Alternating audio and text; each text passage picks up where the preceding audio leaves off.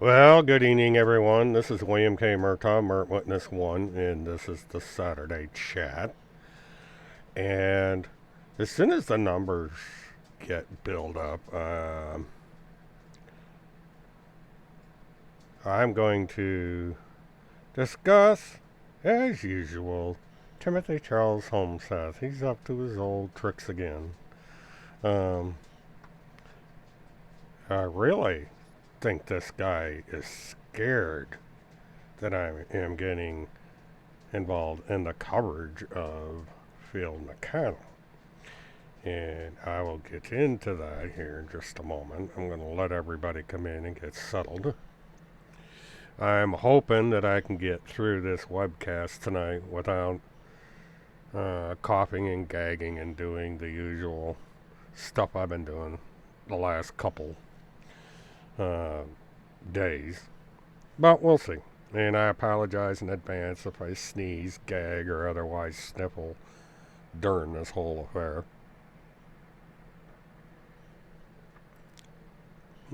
Pretty good. Went shopping today at the local Winn-Dixie, which is directly across the street from where I live. And for the first time since I have been in Apopka, which is about 7 or 8 years, half their shelves was empty. Not only did they not have toilet paper, but they sorry about there. First sniffle of the night. Uh, they didn't have a lot of stuff. Canned soup is in very, very short supply. I managed to find something. I got enough food to last me for the next week. But good Lord, I could not believe how much stuff Winn-Dixie was out of. I normally would have gone shopping up at Walmart, but I was just so damn tired. I've got this chest cold, flu, or whatever it is, and it has just been wearing me out. Um, I don't think it's the corona thingamajiggy. It's just a god awful bad cold. But all right, we're building up nicely, so I'm going to start off. Now, I usually fire up my accounts and everything and get everything set up in case I've got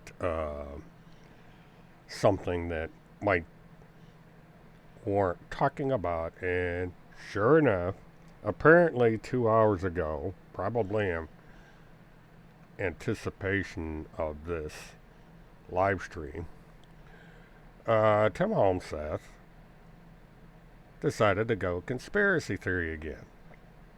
And he put up, excuse the, oops, I don't know why it does that. I just want widescreen on me. Um, he put up another one of his little articles. And in the article is the famous shot of me without my shirt. Now, I don't think I've explained how this came about.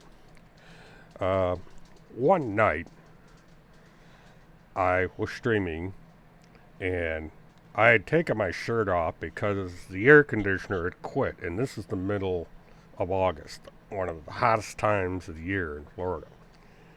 And just like tonight, the house was hot.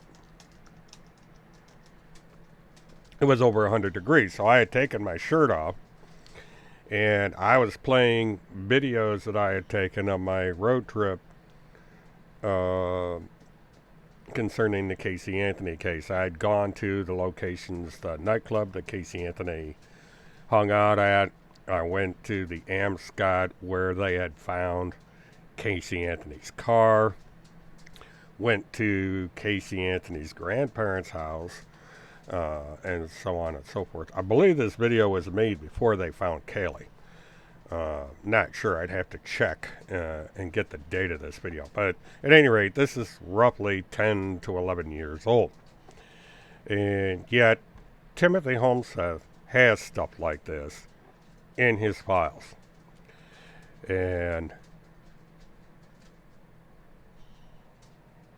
what he wrote, now, Timothy's strange. He seems to think that I am earning a living doing this. And I wish I was. I wish somebody was paying for this. You know, I have money invested in equipment. I have a new phone coming that specifically for the purpose of this coverage. And when it gets here, I'm going to go through and show you the capabilities of this phone. And sometime during the week, probably Thursday, I'm going to show you the capability of my new camera. Or not the new camera, but the camera that I used to sightsee briefly when I was out of state. Rod Irish, he's got a hard on for somebody, that's for sure, because he keeps doing this stuff. And I really think that Timothy's scared of me. Now, somebody asked me a question tonight, and I'm waiting to get permission to give out this information. It's out there already, but that has to do with the lawsuit. And so if I get permission to put this information up, I will give it to you. And the only reason that I need permission is it's somebody else's material. It's not mine. This is additional information that was obtained that had to do with the court that I did not have. I'm going to get the official documents for this lawsuit sometime during the middle of or sometime next week, or Monday through Friday, whatever I do. Oh, here we go.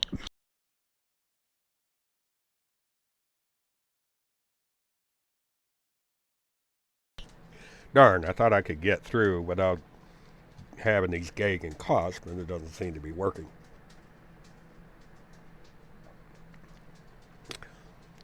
Well, I don't know if I'm a stallion, but according to Timothy Charles Homseth, it is against the law in the United States of America to not wear a shirt if you're a male. You have to wear a shirt. It's a requirement. So I will try my best not to take my shirt off while live on camera. I don't want to scare the crap out of anybody anyway. So anyway, he starts off his little article here. Who does Mert work for? And like I said, I don't work for anybody. I work for myself. The question is, who does Timothy Charles Homseth work for? Since he's bringing up working for people.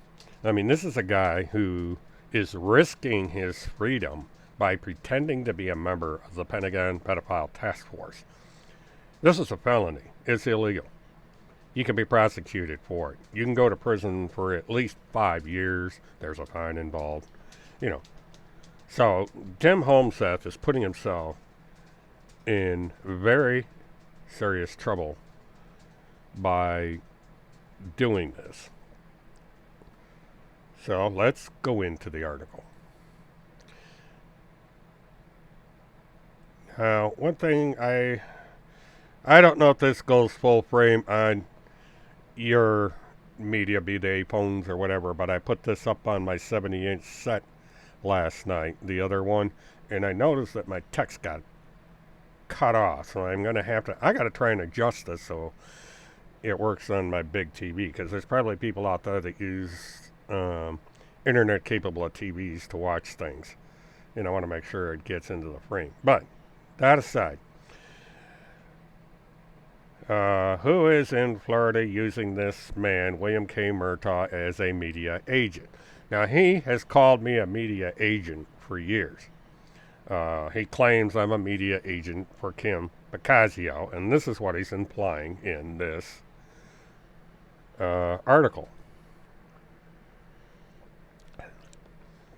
Now, he's being very careful because he knows if he states this as fact, he's creating defamation, so he does it in the form of a question, so I'll grant him that.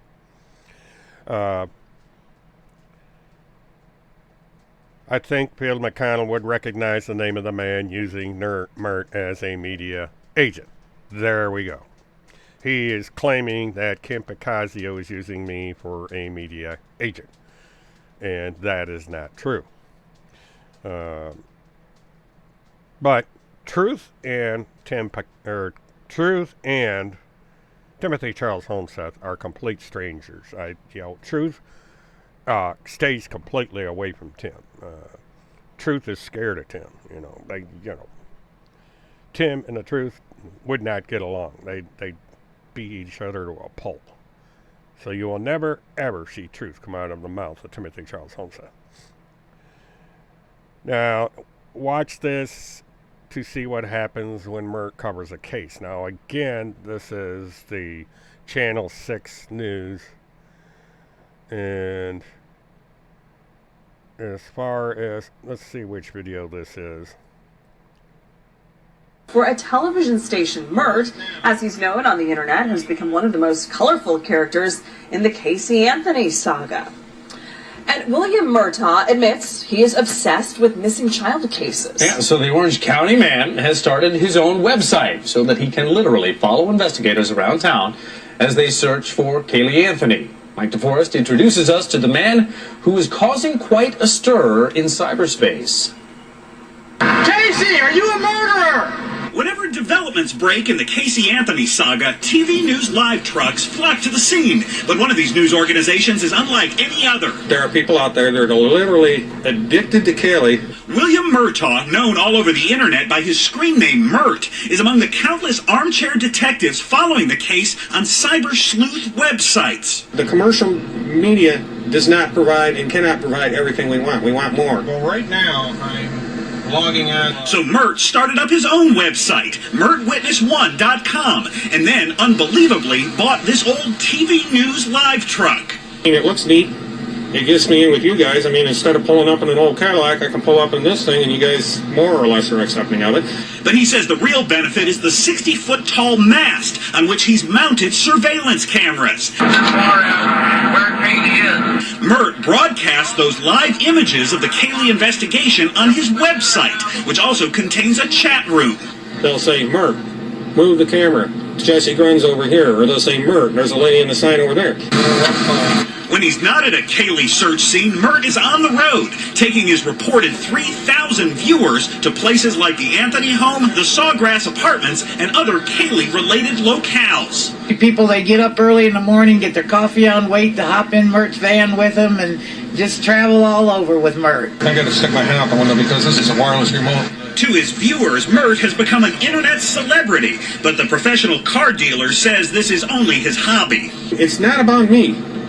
It's about Kaylee.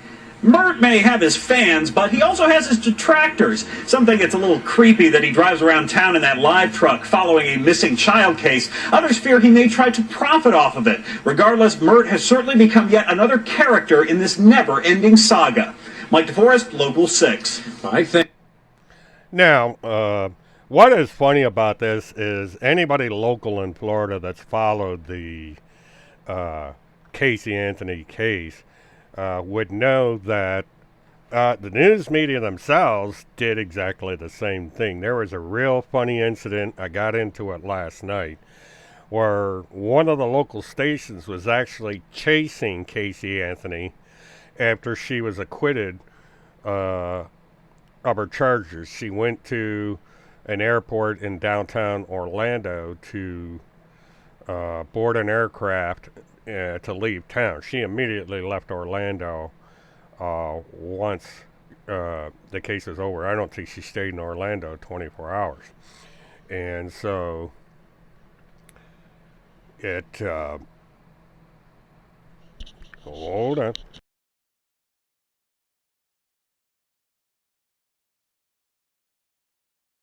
I see this is going to be a thing for the rest of the night. Sorry about that. But anyway, the local news van was chasing Casey Anthony. They were headed to the airport, and there's a bridge on where you go under I-4, I believe it was, and you turn on a feeder road to go to the airport. And the Anthonys had hidden under the bridge briefly because they were trying to get rid of the helicopter that was chasing them from above. I believe Channel 9, the ABC affiliate, was following them in the helicopter. And so they stopped briefly, and then they looked in their mirror. They noticed they had I think it was Channel 2 behind them. And so they just said the hell with it. They continued on to the airport. The news van had been following him since the courthouse. How he managed to get this far, I don't know. But when he came to the bridge, the van got stuck because that van has the same kind of mast I do that you saw in the video, where the thing goes up in the air 60 feet. And they hit the bridge, and they wound up wheels up in the bridge. When I talked to the engineer, I believe they did like $50,000 damage to the van. And so that was kind of funny.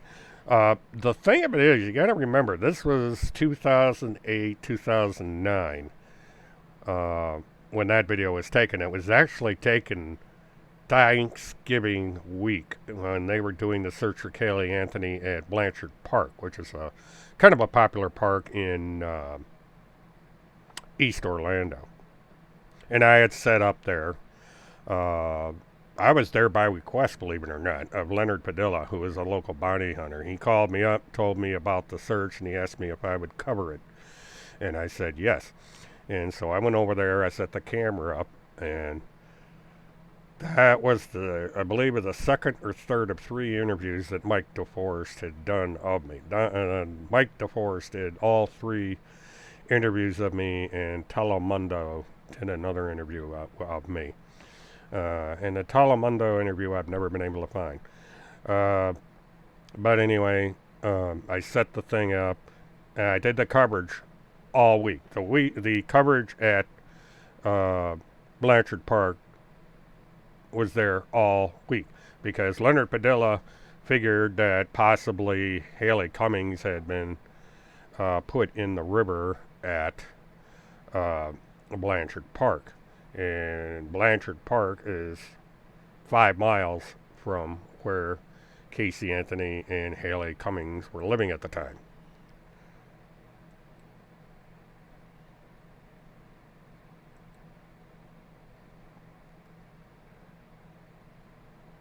Now,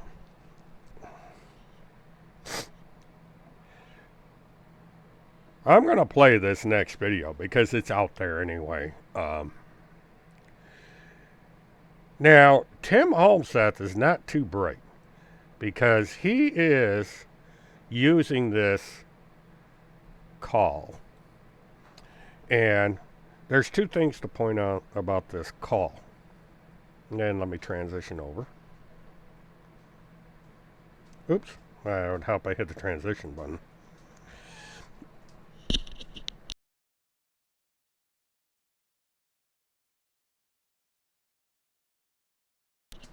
Now, nice thing about when I have something up, I can cough and gag with my mute button on, and you don't have to watch me cough and gag.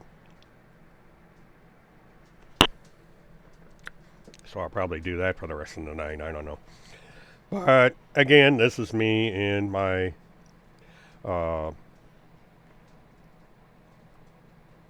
shirtless screenshot.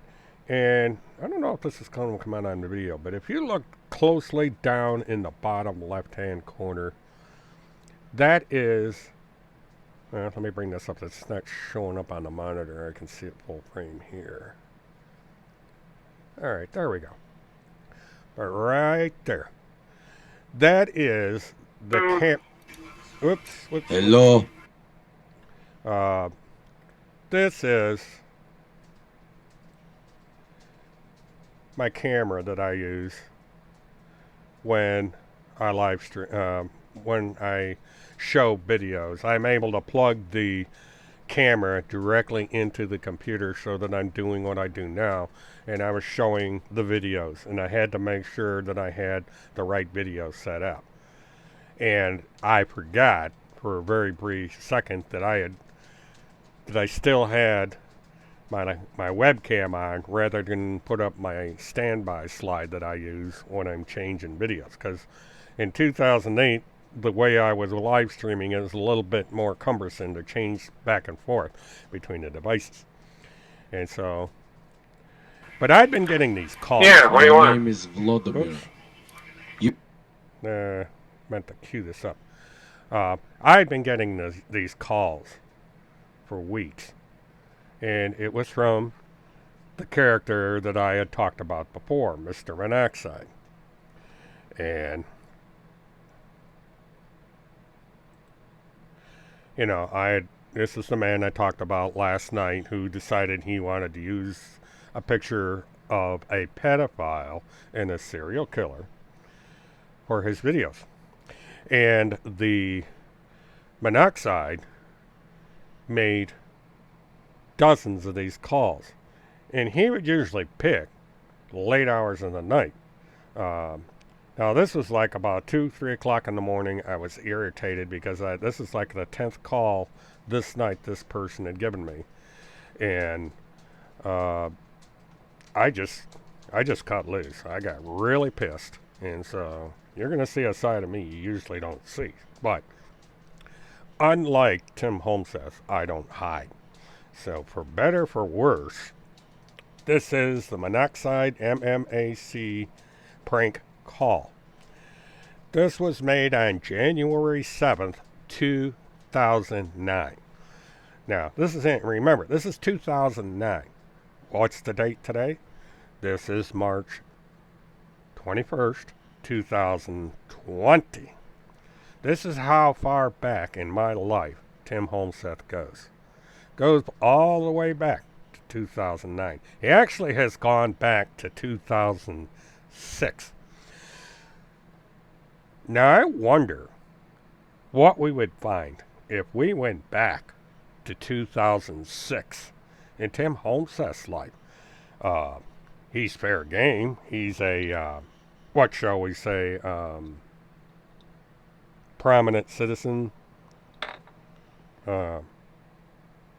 He's out there. His life story is a matter to the public interest, so there's no stalking involved he's a real famous man. He's the media agent for the Pentagon Pedophile Task Force. And so there are legal protections in place. That means I can pretty well do anything I want with the life and times of Timothy Charles Holmseth. But anyway, this is me going insane on an illegal, harassing prank call. Enjoy. Have a few laughs. Hello. Yeah, what do you My want? name is Vladimir. What do you ever want? get punched in the face for talking too much? Who the hell are you? Who the fuck are you? Shut the fuck up and listen to me. Shut the fuck up! You fucker. You fucking You bitch. fucker! Now, the reason I was doing that yelling is because in all these calls, and believe me, I was pissed. I would have scrambled this guy's eggs if I ever found him. But when he called in other calls, they don't engage with you. They just sit there and they'll drown you out and they'll go over. Now, I did not realize that this was a soundboard call. I had never heard of such a thing. And I got educated real fast after, according to my files, I have 57 of these calls in my files. And like I said in my previous video, I was able to, along with other people, get the guy that made this video arrested. And he is no longer on the internet. You can't find him anywhere. So here we go, me going batshit with a recording. That's not very nice. Well, you're not very fucking nice either, calling my fucking phone, you fucking fuckhead. Why the drink fuck my are you vodka. calling this fucking You tell number, the you story. fucking hag? I'll drink my vodka. Why the fuck you are tell you the story. calling here, you motherfucker? Answer that I got the fucking vodka. question, you I got the story of the motherfucking bottom fag. naked, and you did nothing. Do you want to piss at What? me? Because I'll You cut you, call this bitch. fucking number, you dumb fuck. Who the hell are you? Who the fuck are you? You're calling my fucking number, you fuckhead. You ever get punched in the face for talking too much? Well, you come right down here and I'll stick a fucking shotgun right between your fucking wet back eyes, you fucker. I'll drink my vodka. You tell story. I did get a little Oh, fuck racist yourself, in you this because I was fucking mad, wetback. and this guy, Who the hell are it's you? just the way it is.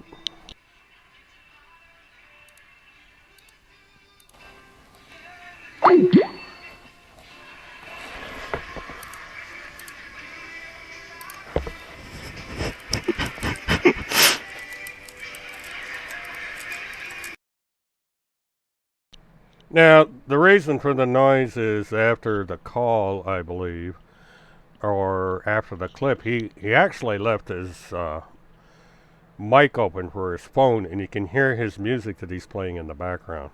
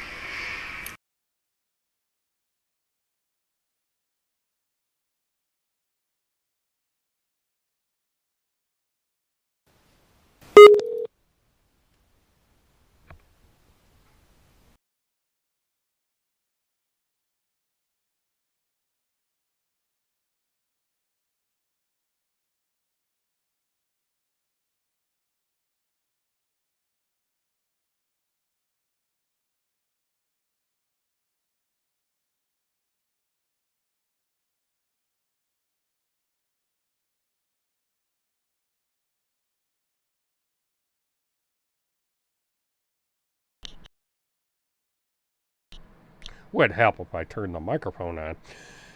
Okay, this call here was one of the first ones. I think this was made about 5 hours before the other calls. This particular call, he would call. He would call me up, hang up the phone, call me up, hang up the phone, call me up, hang up the phone, and this went on between 8-9 o'clock on January 8th up until around 3-4 o'clock in the morning on January 9th, which explains why I was not a happy camper when he did this. But the guy would not stop calling. This series of calls went on for weeks until I finally, I packed up my laptop, went down to the sheriff's office, and I said, you guys are going to listen to this. And I played all 57 telephone calls in a row. And I said, this is what I'm having to put up with. Now you guys do something about it. And a month later, monoxide disappeared from the internet. So here we go with this call. You guys are going to hear the call cold because I can't remember which one this is.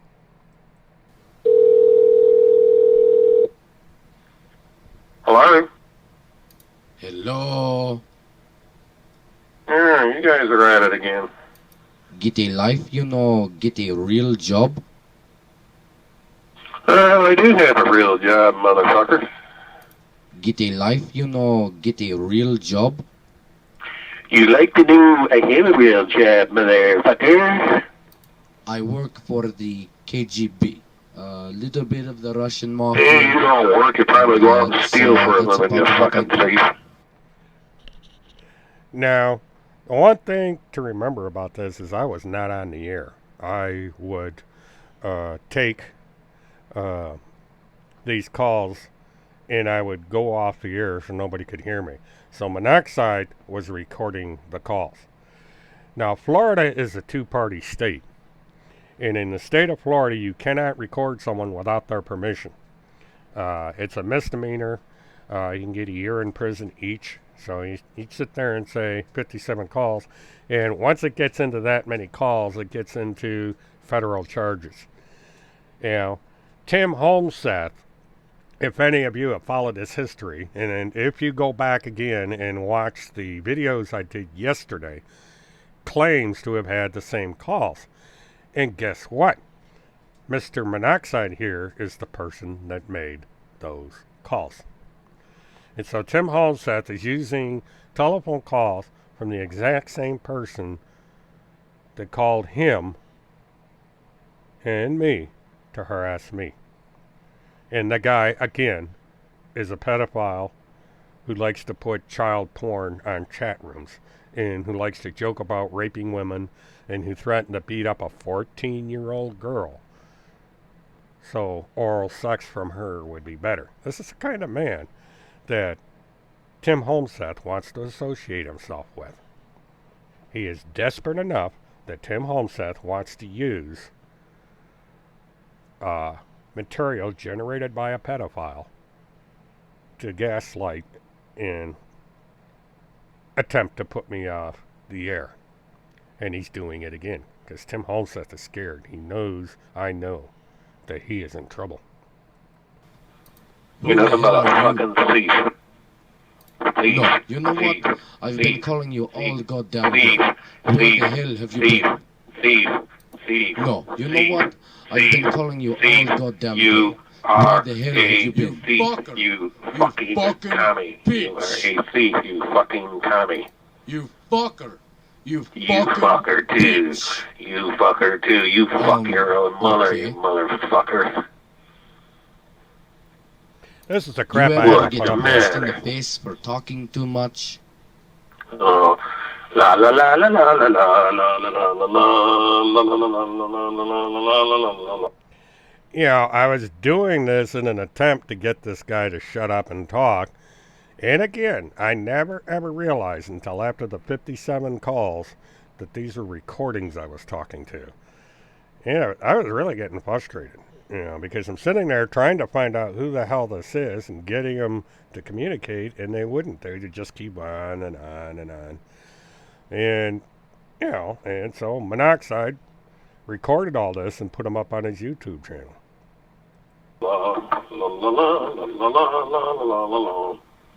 Not only are you not a nice person, Oh, I but you know, are I'm not a also nice a person. I'm slob. a fuckhead, just like you, yeah.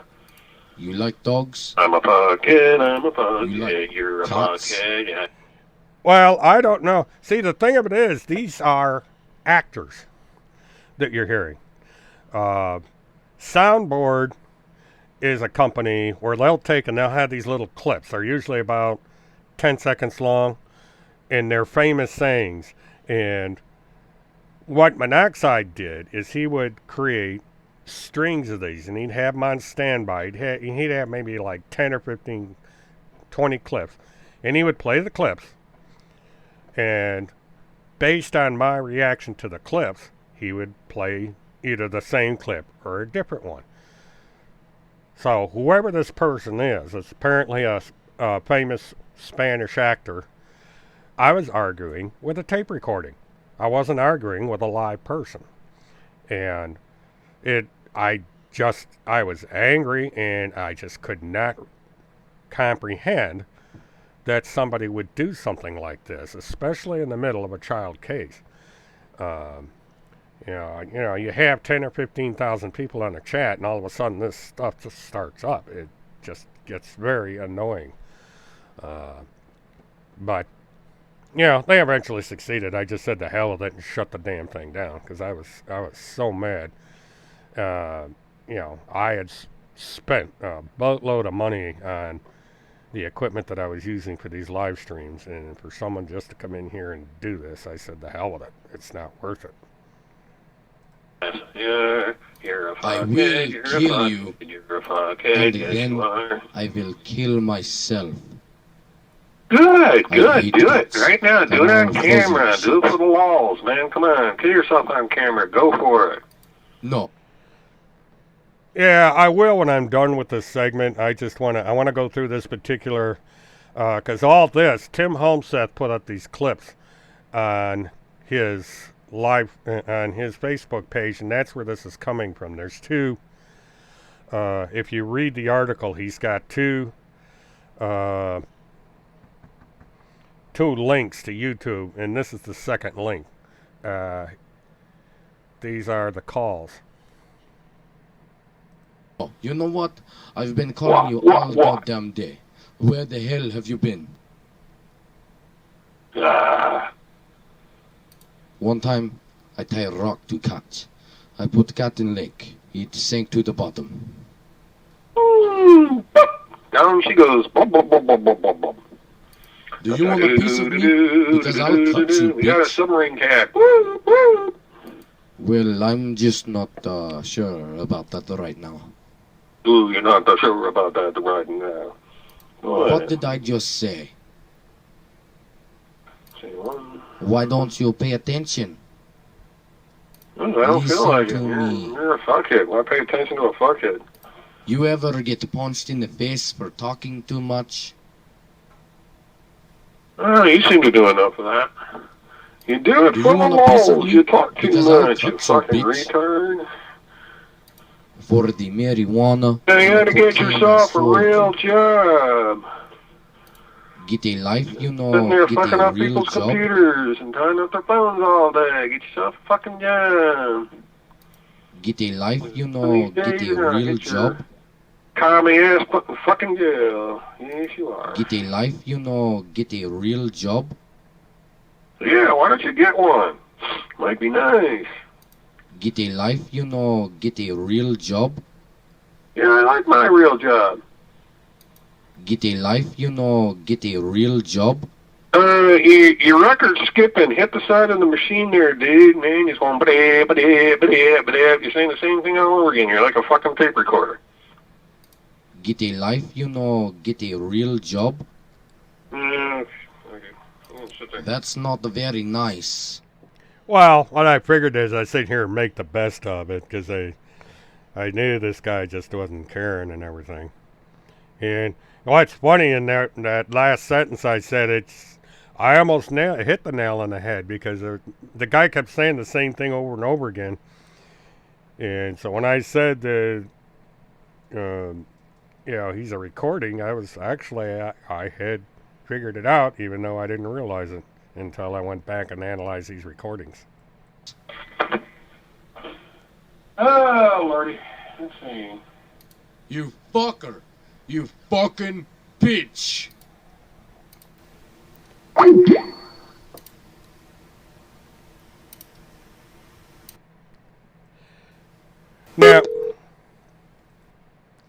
Now,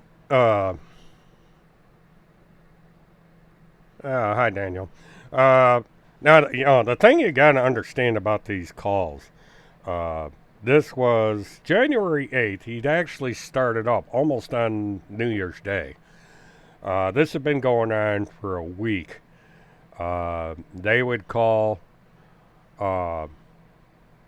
usually start about 8 o'clock at night, because this is usually when I came home and got on the air. Now, my chats at that time ran 24 hours a day, 7 days a week. And my so-called administrators would filter out stuff like this, or at least they were supposed to. But, so, I have had to put up with this. Now, these calls lasted quite a long time until I finally had it. And I called the lead detective on the Casey Anthony case, and I said, you guys have got to listen to this. I think someone that knows Casey Anthony is doing these recordings. And so they said, fine, come on down. So I came down with all 57 of these recordings. And like I said, a month later, monoxide vanished. Now, I'm going to stick with monoxide here for a moment. Now, this thing over here, somebody actually said that they recognized this guy as a pedophile and a serial killer that, together with a woman, had gone on a killing spree. Now, that's the perfect guy for Tim Homestead. Now, like I said before, I am not the only one that monoxide had gone after.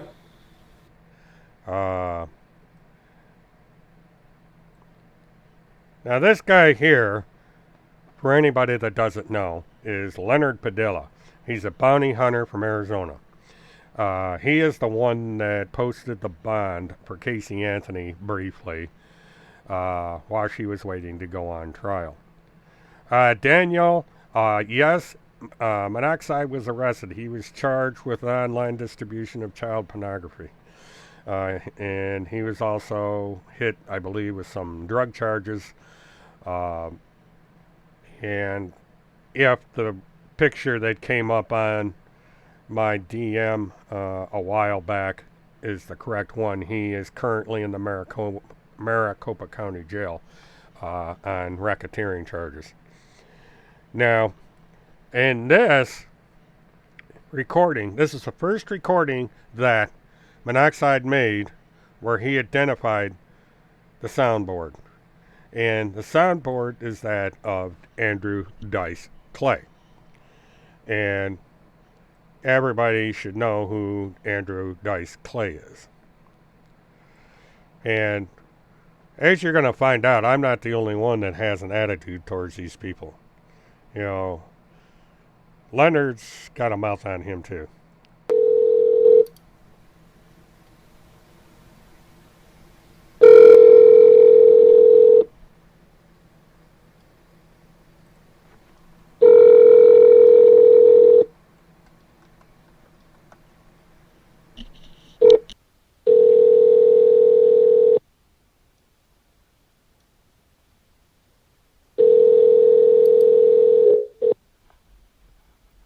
Yes. Good morning, morning. soldier. Hello? How do we feel this morning, soldier? I don't know. Who's this? I think you like taking it up the ass. I think you like blowing little boys. That's what I think about you. You're a prick. I like to fucking suck out your eyeballs and skull fuck you. That's what I think, okay? You got an extended vocabulary, don't you? I'd fuck you with one sock on, so I'd have something to wipe my prick Listen, off with when I'm if done. I had your name, I could probably catch a plane and be standing in front of you in about 12 hours, and then we discuss this You want to in a more fight me? mature, You can't adult take me. manner. I beat you like a red-headed stepchild. You know, no, you couldn't. No, you couldn't, because you won't even give up your name. I mean, where is that? That's what kind of- Which one's the fat pig? That's why you can't even give up your name, because you're not much of a person. You're not. You have to fake your voice, And what's your block name? your number. And what's your name? What's that? What do you mean? I didn't hear you. What's your name? Well, you called me. You know exactly what my name is. Shut the fuck up, you won't fucking hard on! Does that get you off? Because you got a dick the size of a fucking thumbtack. Does it matter what you've seen in the past? Lick my ass pipe. Does it matter what you've seen in the past? It's only what you'll see in the future that counts. Lick my ass pipe. The green mist of jealousy has you all screwed up. I still got a lot of cum in my balls! Well, you might have, but then you're the one that put it there. You would know. Like fuck people who play You're golf. the one that directed it there. What can I say about your attitude and your ability to do that? You want to fight me? Sure, I'd like to. You bet I would. But I don't think you'll give me your name. That's what pricks people are. I don't think you'll give me your name. Scumbag. Well, you're a name-calling little sissy, but you won't give up your name. What are you going to say now, right? Well, all I'm saying is if you give me your name, I could probably be there in 12 hours or less. Where's Then your we big see what comeback kind of a now, puss huh, you tough are. Guy? I want someone to do Ah, the you're a black man sissy. handshake on my prick. You're a sissy, you won't give up your name, but you know something? When I take calls on my cell phone, all I have to do is go back to my office, and I'll have your phone number in less than 2 hours. Fuck you, yo! What do you think of that? What do you think of that, you dumb idiot? You want to fight me? You can't take me. I beat you like a red-headed stepchild. Well, that's your opinion. I could still fuck you, old motherfucker! I fucked Well, your mother you in the ass, cunt, You and just mouth. keep talking, and the longer you talk, the easier it is for me to figure out where you're calling from. Bingo! Now I'd you're love to gone, fuck you haven't in the you? cunt, mouth, and asshole. Now you've left, haven't you? Well, Phil McConnell, since you've decided to come in here, this is the pedophile, not the guy in the picture, but the recording that Tim Holmes is to turn to try and discredit me. These are what are known as soundboard calls. And these soundboard calls were made by a man by the name of Monoxide MMAC, otherwise known as Joshua Wayne Melton, from Hazard, Kentucky. And I'm probably going to have to cough in a minute. But what had happened is Mr. Monoxide had made 57 of these calls to me alone. He made probably 10 calls to Mr. Padilla and other people. For whatever reason, only 5 remain because court orders had the bulk of his content removed. And these are precisely the same kind of calls that Mr. Holmseth claims to have been getting. And it was Monoxide who was making those calls as well. And Timothy Holmseth knew 7 years ago that this pedophile was behind a lot of things that were going on the internet, including the chats. And yet he keeps getting these. What happened is these calls that I have been playing were made between late 2008 through 2009.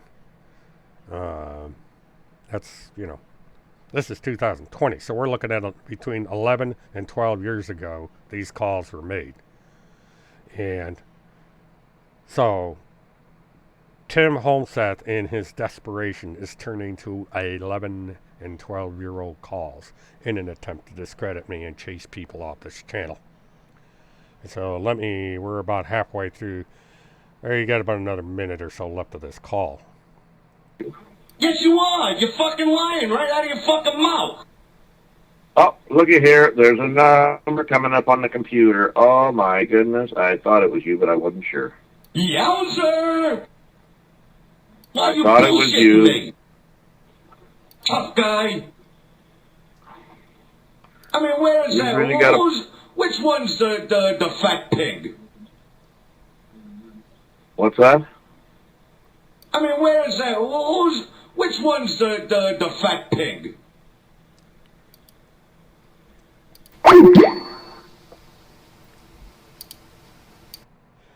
Now, see, Monoxide apparently forgot that Leonard Padilla is in the bounty hunting business. So Mr. Padilla was able to track Monoxide's phone.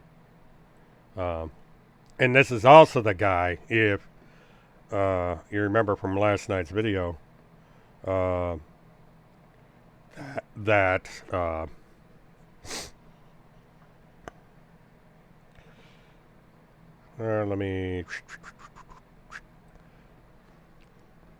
Monoxide was the person who put child pornography on this guy's website.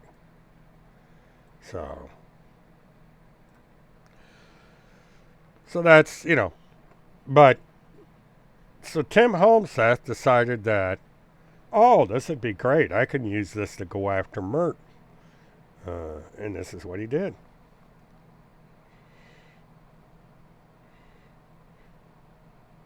Oh, this is must have.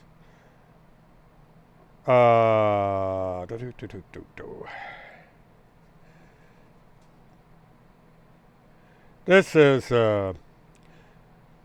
was put up about a half hour ago. If you're following the government kidnapping case of Field McConnell, you should learn everything you can about William K. Murtaugh, which is fine.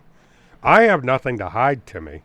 I can't say the same thing about you, because remember, I am blocked from this channel. I I have a friend of mine who's allowed me access to his account so I can see all this material. Tim Holmseth does not want me to see any of this.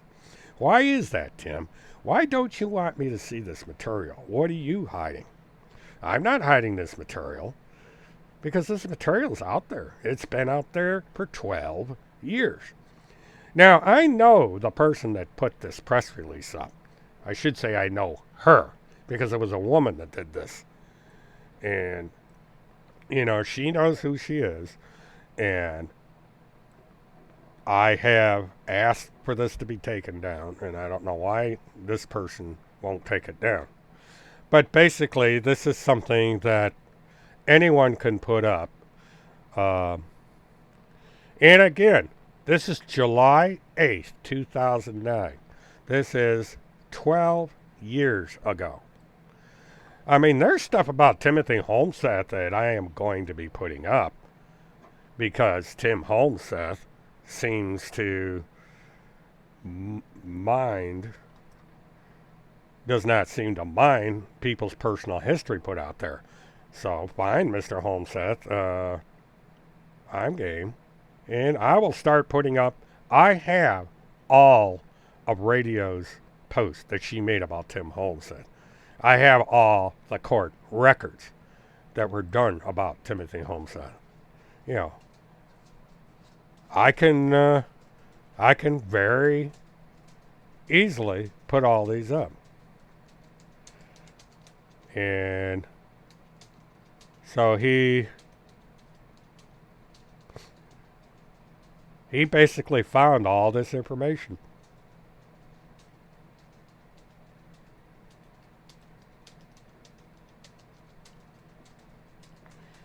And of course, I had suffered financial loss as a result of this. When stuff like this started going up, I lost about $2,500 in sales in 1 month at my dealership because they were putting up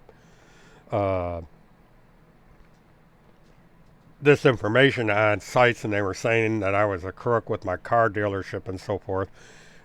And my sales went down, and I eventually had to shut down the retail end of my business. It's like I said, because of people like whoever put this thing up there, I lost a $3 million business. $3 million a year. Excuse me. $3 million a year business. These image beams here are images, not the original document. They could not produce any original document. They used all images. And again, this is Tuesday, August 24th, 2009. All these files were put up there. Now, you know, and all this simply because I was live streaming about a missing child case. And, you know, Tim Holmseth, he goes out and he writes 2 books. Actually, 3. And he made enough evidence that a woman had to get 127 page evidence sheet to show the kind of harassment she was putting up. And he complained about the exact same thing happening to him. He complained about people putting up stuff about him. But this is Timmy, you know. Timmy is the professional victim. Now, this is a half an hour ago. And if you look over on my screen, we are an hour into my show. This means right at the start of my show, when he knew this is when I was going to be talking about, this went up. This is how scared Holmseth is. That he would take and put something up right during the middle of my show. Could not wait. What I'm trying to do is there it is. Bring this over. go up.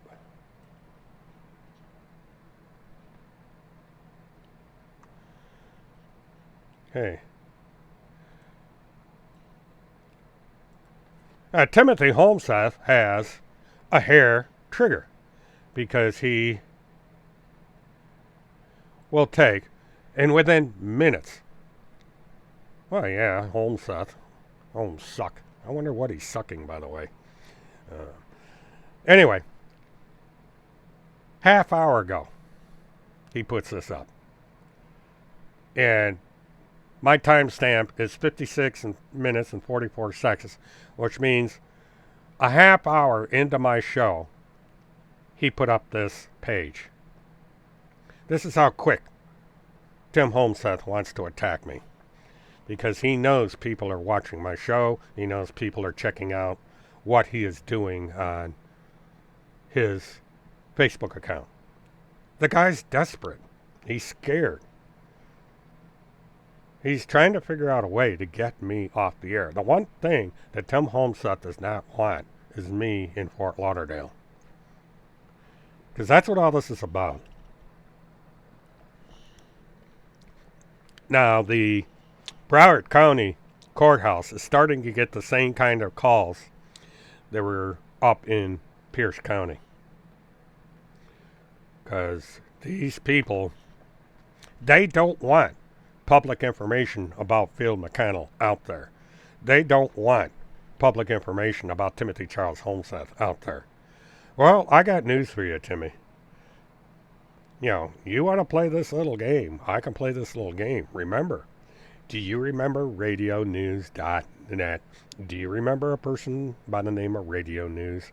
Do you remember all the stuff that Radio News used to write about you?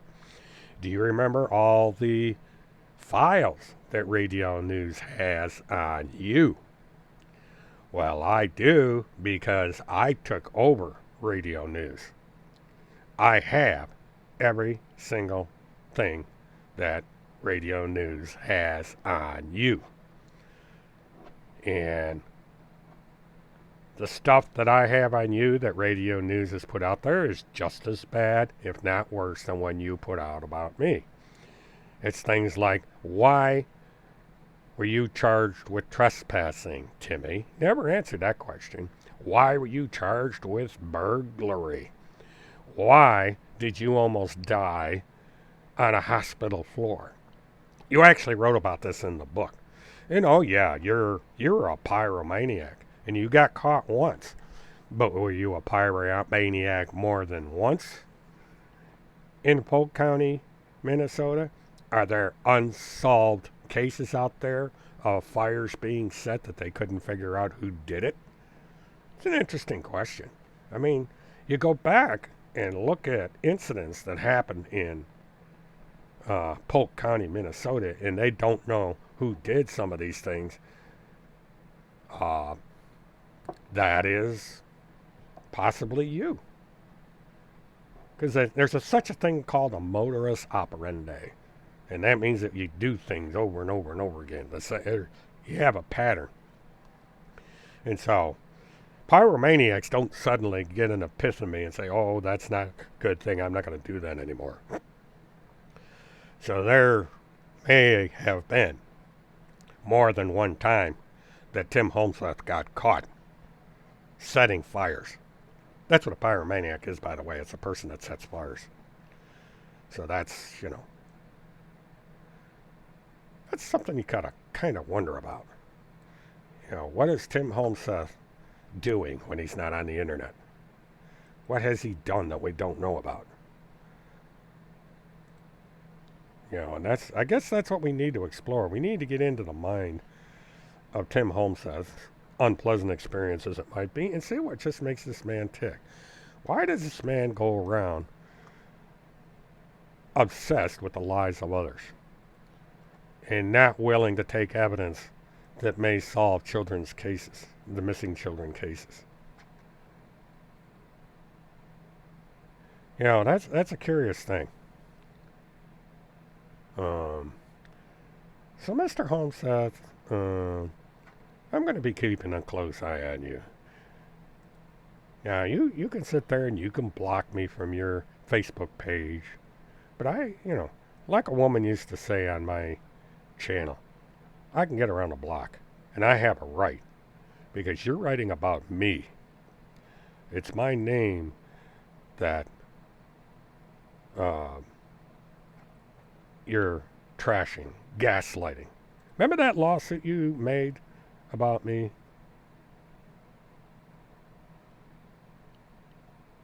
Remember that? Yeah. I can use that very same evidence and turn it around on you. See, you just made me lawsuit proof.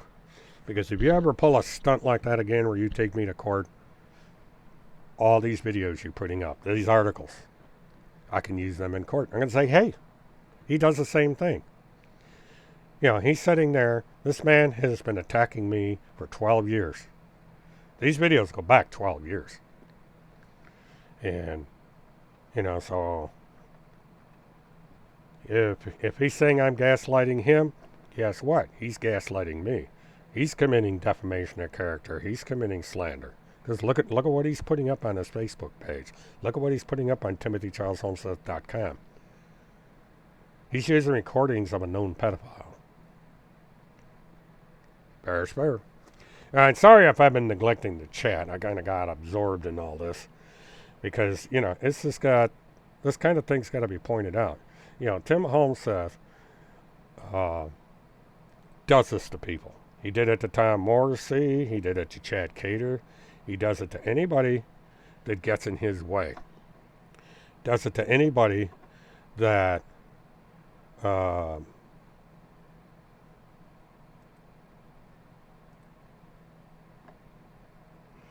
okay, let's someone to clear that up.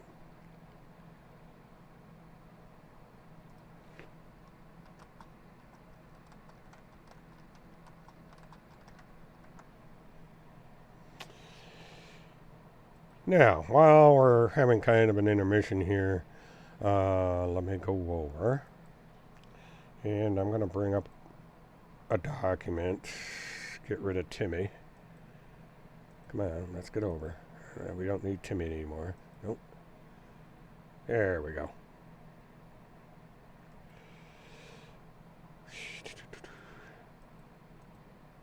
Okay, those are those three. Because I was just given information regarding the lawsuit.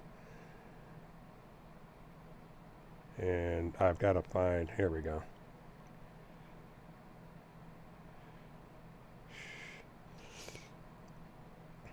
Okay, this is a partial list of those that have been named in the lawsuit against Daniel J. Lee as co-defendants. And the defendants are as follow: Fiona Barrett, Timothy Charles Homestead, Tracy Remington, Randy Erickson, Field McConnell, and there are other unnamed defendants. But these are a partial list of the defendants that are involved in the Ohio lawsuit that I covered yesterday. Again, just so everybody knows, the 5 defendants that are part of the what was originally the anonymous list are Fiona Barrett, Timothy Charles Homestead, Tracy Remington, Randy Erickson, and Field McConnell. As I get information on the other defendants, I will post them, but this is what I have so far. So I just thought that has been disclosed as public information in the lawsuit papers. And no, Mish, Daniel J. Lee is a defendant in a lawsuit. Let me bring up the slide of the lawsuit so that I can give the context of what's going on here.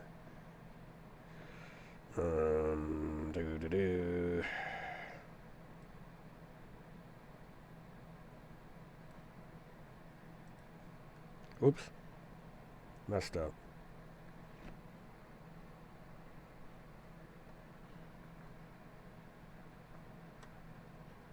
Alright, do it this way.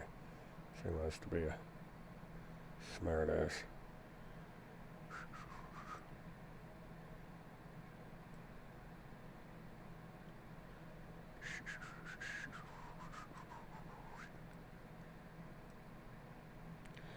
Okay, and let's transition. Okay, as I reported last night, Daniel John Lee is the primary defendant in a lawsuit that was filed by Douglas Hagman, Stephen Quell, Russ Dizar, Dizar, and Craig Sawyer. And Daniel J. Lee, whoops. Oh, I don't want that up there, damn it.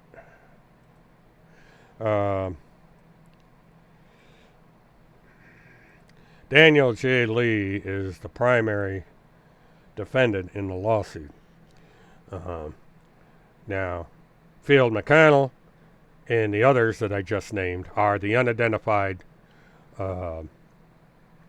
people in the lawsuit.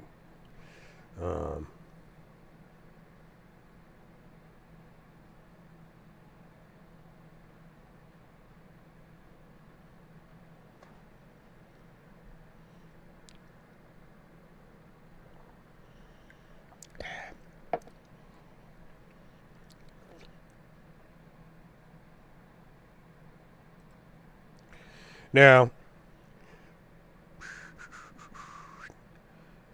well, it doesn't matter. You know, you got to watch what you say about people because he could be what people say he is, but you don't do it in the manner that Preacher Dan is doing it.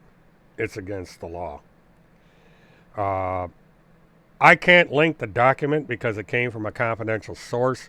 I'm in the process of getting the paperwork from the court. Now, what it is, this is coming out of Clay County, Ohio, and I'm going to see if I can find what I can do.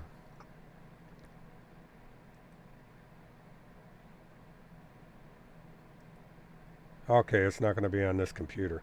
Okay, there's a different source, and it's going to bear with me, but I can bring up the docket information so that if you want to find out about the case, you can go to this case number, which I will be doing Monday, and you can get the case information. It's going to take me a minute because I got to go into where I've got the file on the other computer. Okay.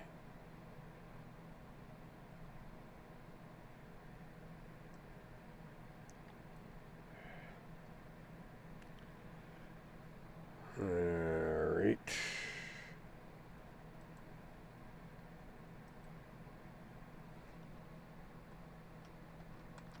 Yeah, it's going to take me a little bit. I got to go through a process to transfer this document over to my computer.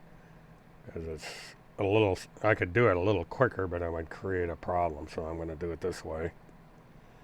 So I come in here and we're going to add the image.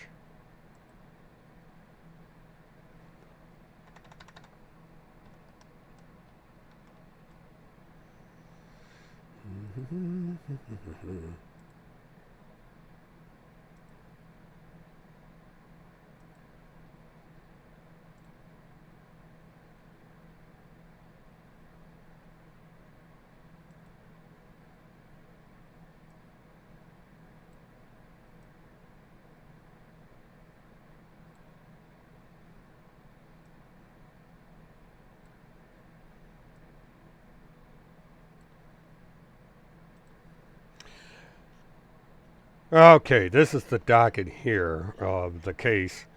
And if you look up at the very top of the document, you're going to see the name of the primary plaintiff in the case and the defendant. In this case, it's Daniel J. Lee, the preacher dude.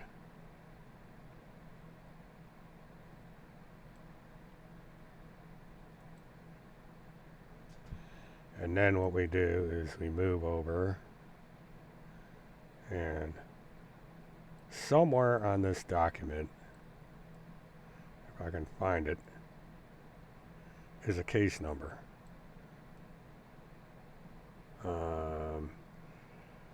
But if you go to the, I had the wrong county, it's Stark County, and I believe this is Ohio.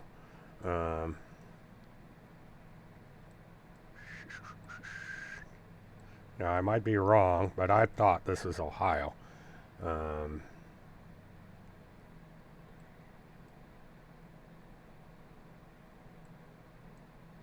I will find out. But let me do something. Let me move this out of the way. I'm going to go back over to the other computer.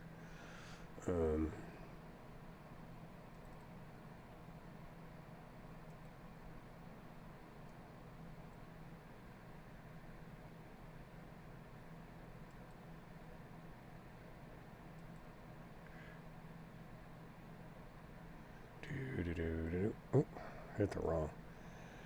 Because I don't know if I've got. I had a link.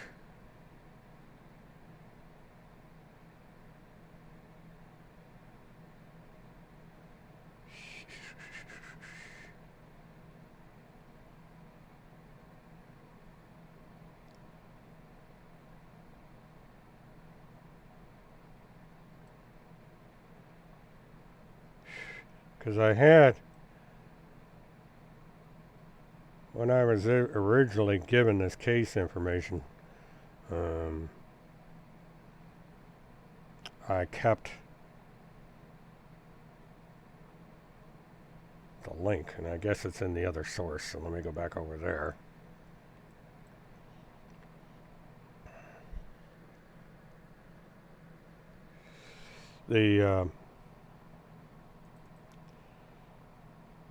Yeah, the thing of it is, guys, is it doesn't matter what you personally think of the individual, but if he is being defamed or slandered with false information rather than opinion, this is actionable.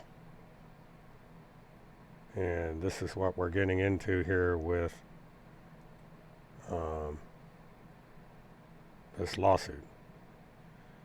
So I'm trying to...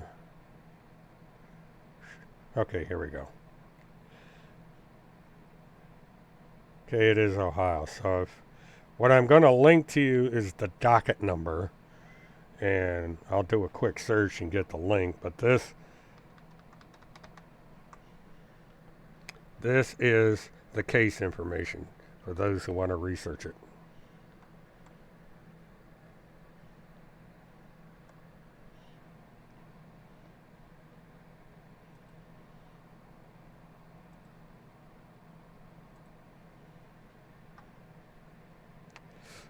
Okay, Stark.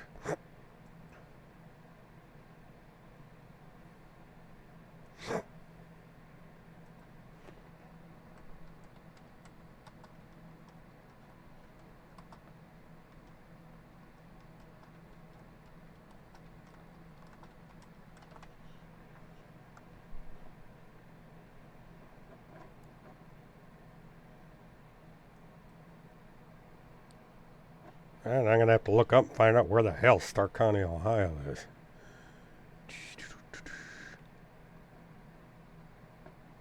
Clerk of the Courts. And let me look down through this. Online docket case search. Okay, I'm going to bring this over. And I'm going to explain a little bit about this.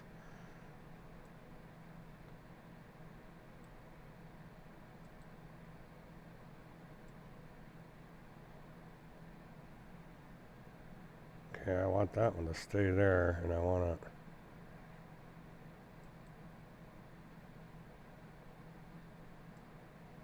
Okay, let's get that one out of there. Bring up display capture. Oh, that actually did pretty good. Alright, what this is I'm bringing up the search page for the courthouse. And I transition over. Now what this does is, what you do is you go to this website, which is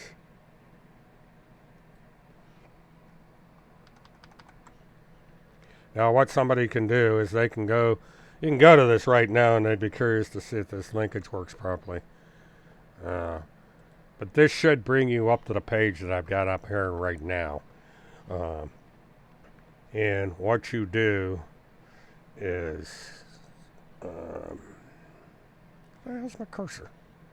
This is the thing about a 46-inch monitor, is figuring out where your cursor's at. As you go down to this part here, and I've chopped it off a little bit, but alright, that's good enough. But what you do is you can, now normally if you have an account, you put your username, but you can go down here as guest, and you put continue as guest, and it'll load, and it'll bring up, and let me see.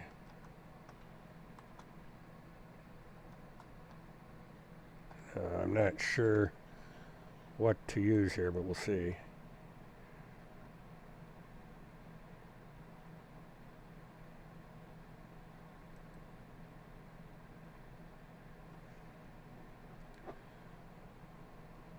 Okay, so what I've got to do is,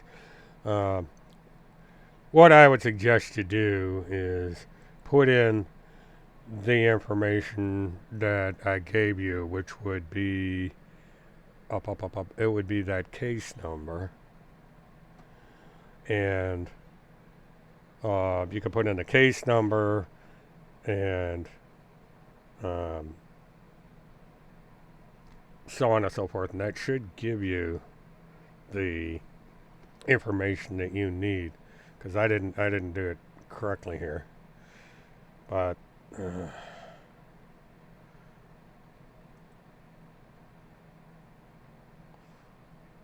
well, everybody's doing.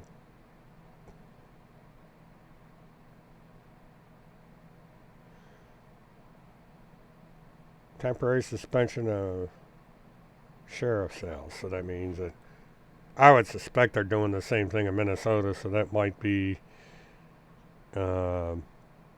might keep Field McConnell's house from going up in a sheriff's sale. If this thing is going on at the time that Field McConnell gets out of jail or gets sentenced or whatever the hell happens to him. But that's that.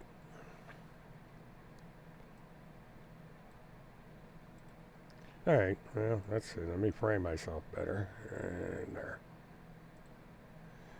So, that's that. But I put the case information up in the link. So if you go up a little higher in the link, you can get the case information, and that will get you into the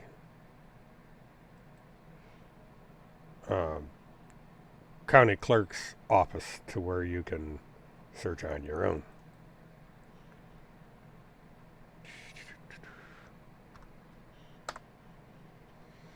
But anyway, that is where we're at on that.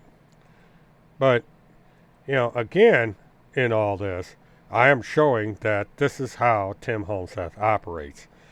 And I did find out that someone tried to make a comment on Tim Homeseth's Facebook page, and they got blocked. Now, why is that, Timmy? Why don't you want people to give their opinions to you when they don't agree with you? That's kind of interesting. Tim Homeseth only wants one side of the story. He doesn't want both sides of the story out there. He's scared.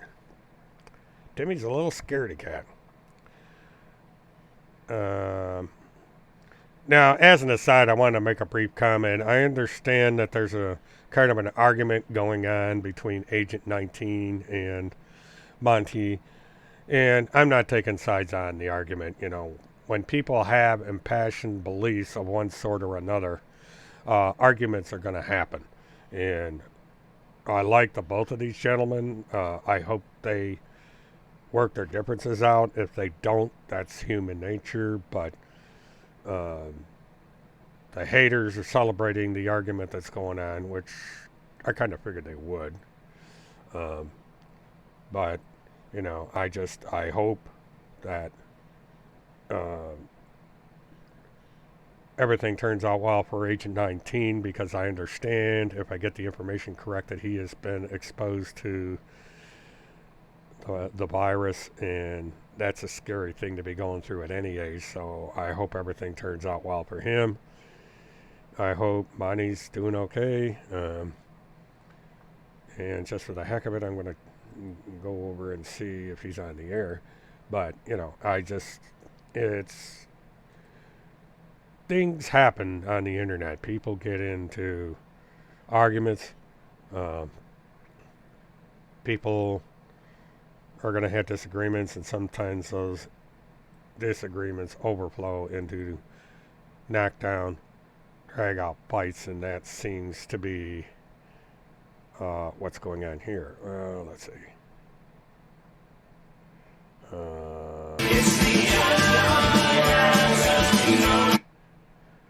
All right, what I'm going to do here is I'm going to go over here like this. And this isn't going to be... God darn it. Jeez. Now, this isn't going to be as much fun without the music, but this is copyrighted music, so I gotta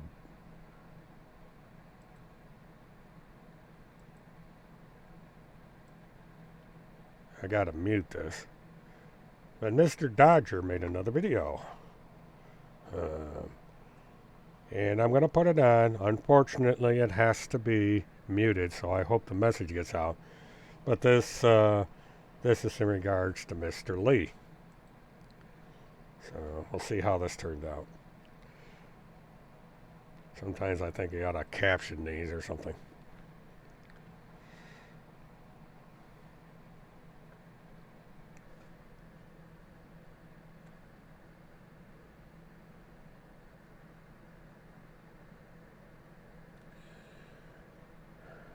Well, I'm not sure exactly what the argument is about, other than it has to do with the virus. Monty's had his own take on whether or not there is such a thing as a virus and other theories, and I think because of the situation with Agent 19, it didn't go over too well. So there's been a bit of a back and forth between Agent 19 and Monty. Agent 19 told Monty to remove him as a moderator, which is a pretty serious thing to do. So, that's how serious this argument has got.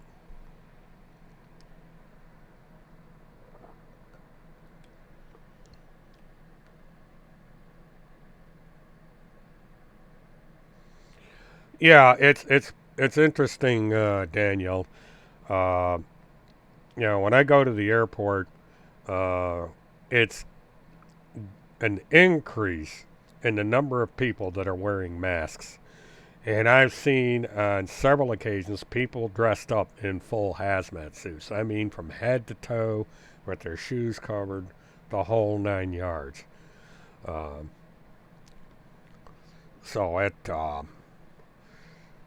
People are, they're really reacting to what's going on. Now, I don't know what's going to happen down at the airport. My plans could change any day. I've already had, from talking to my client, I'm going to be cutting back to 4 days a week starting next week. Or starting this week, I should say. So we may have 3 Murtathons a week. I haven't made a decision about that. I don't know if you guys could stand 3 Murtathons. So I'd like input on that. And if I decide to, eventually this contract is going to end, and I could possibly go to 7 Murtathons, basically just do Murtathons every day of the week. I would probably shorten some of them. I don't know if I'd do 3 hours every day. But I'd also do mobile-thons, where instead of talking like I do now, I would make on-site videos. I may do what I call live-thons, which are live from wherever I happen to be at, like the Orange County Courthouse, the Orlando Airport, perhaps, over at some of the areas in Orlando where people congregate. But it's going to depend on a number of things, including whether or not I'm going to be able to get around, because with the travel restrictions that are up, yeah, Timothy is attacking me on the Facebook page, and I personally know the people that put that thing up, and I don't know why they don't take it down, but it's actually, the cat's kind of out of the bag. So, but that shows you how obsessed Timothy Holmseth is with me. That material is 12 years old. 2009, we're in 2020, and this is how obsessed Tim Holmseth is. And Tim has a history all his own, so I guess he isn't going to mind if I put his history out there. He has court cases against him. He's got criminal complaints against him. He's got all kinds of stuff. And plus, he's the town drunk, because he's got DUIs. And Tim Holmseth was so drunk that he almost died, and he talked about it in his book. So,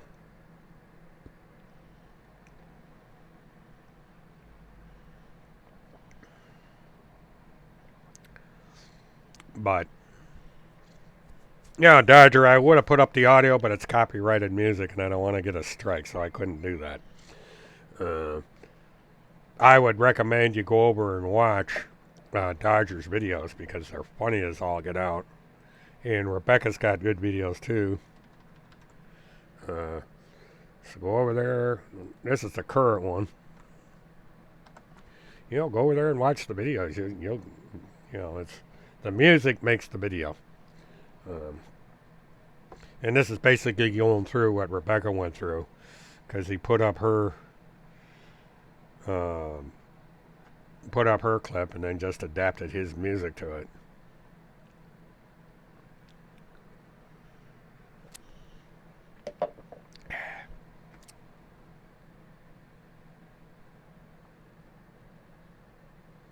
He says he's been sober for 25 years. This is the same guy that says he's a member of the Pentagon Pedophile Task Force, and is third in line to the President of the United States. So, someone that claims to be sober and acts like he's not, I kind of have to wonder.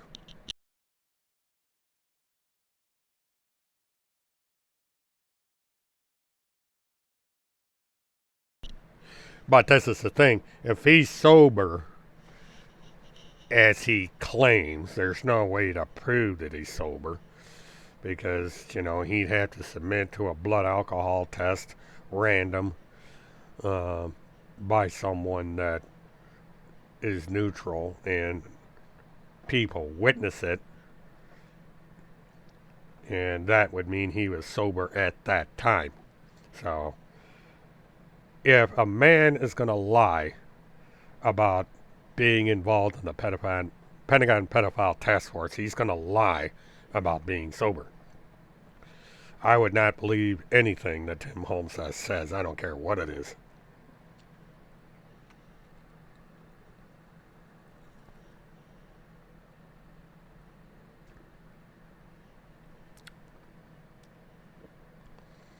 Yes, he does look drunk. That's why I don't believe he's sober. He doesn't act sober.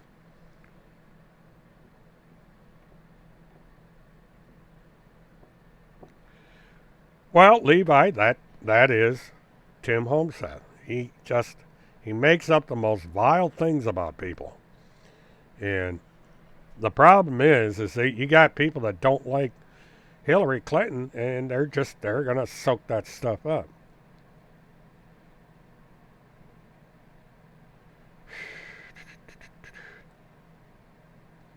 Yeah, let's go over to D.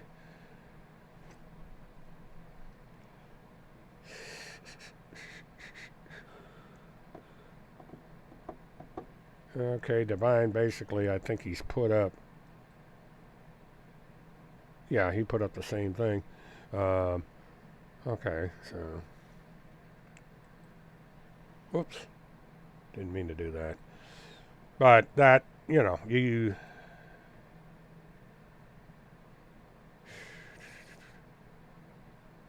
And it's funny. Timmy does not put in opposing comments.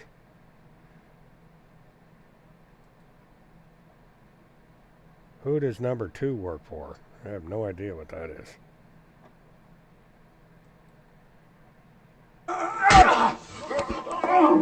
Oh, that's copyrighted clip.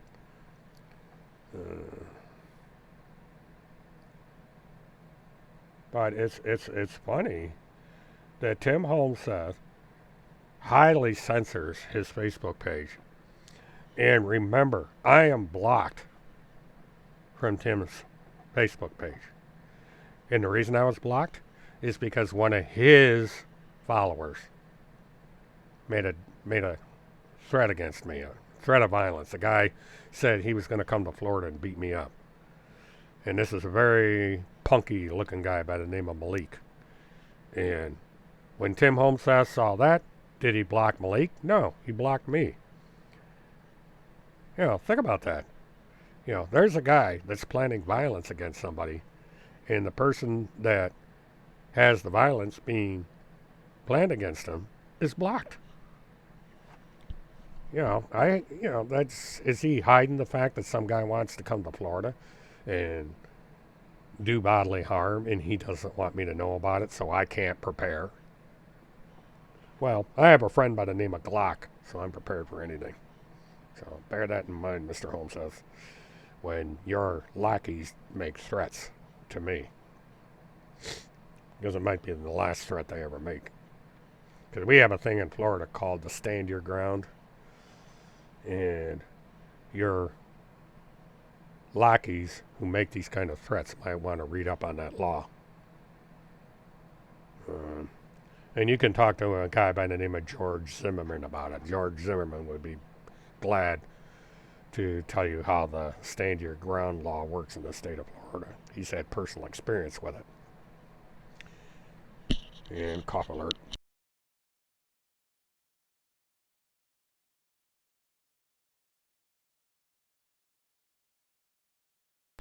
Sorry. Well, I managed to go quite a while before that. So, Tim being Tim.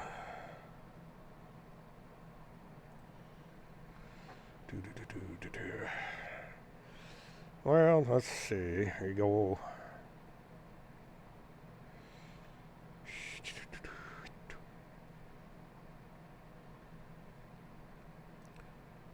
Go to the home. Let's go to subscriptions. See what's going on in my subscriptions.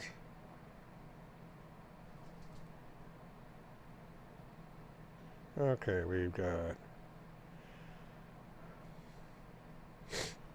Soyuz launch.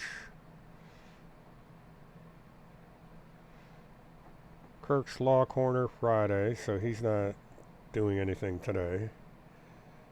So there is, with all my subscribers,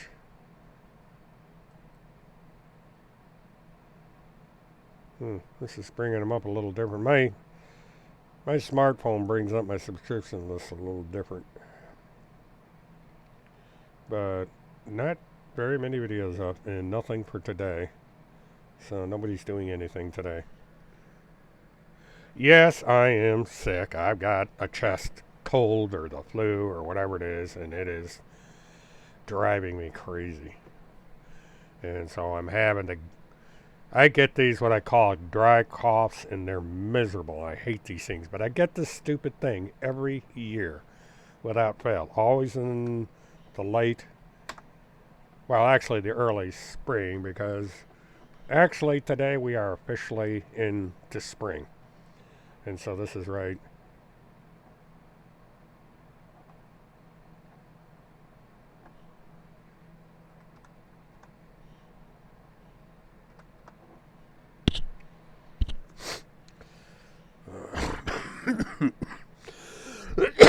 Oh, I missed that one. Oh, Timmy will probably, Levi, Timmy will probably put something else up about me or rethread the same thing. I mean, that's all he's capable of. Tim Homestead cannot engage in a debate. He's got to just gaslight, smear, defame, do all of it. It's tragic, really.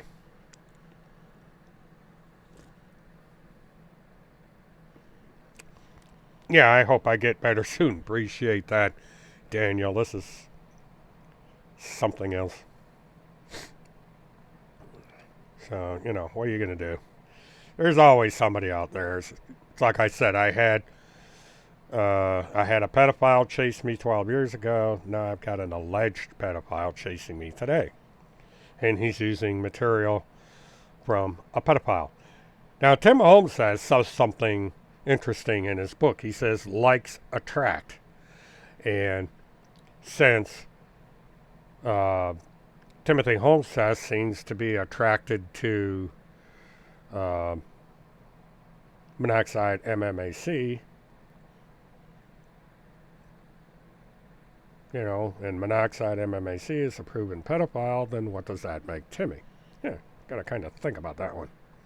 Because it doesn't write anything about monoxide. He ignores them. Yeah, I find that curious. He completely ignores monoxide. And all the clues I gave, my monograph just came on. So, let's see what he's doing. Okay, I'm going to listen in just a little bit, see what Monty's up to. He's lighting up a cigar. How's everybody been? Oh man, I swear. I've seen some laughable things in my time, but this takes the cake. It sure does. I don't know if you people saw it or not. I'm sure you probably did. But our little space farce individual, that one, Mr. Steinbard, that runs around pretending he's Q, he tries to give you a Q proof by standing in front of an elementary school. Yeah, that did it for you, didn't it? So funny. So funny. That dude's laughable. I hadn't laughed so damn hard in all my life. This guy has become a real comedian.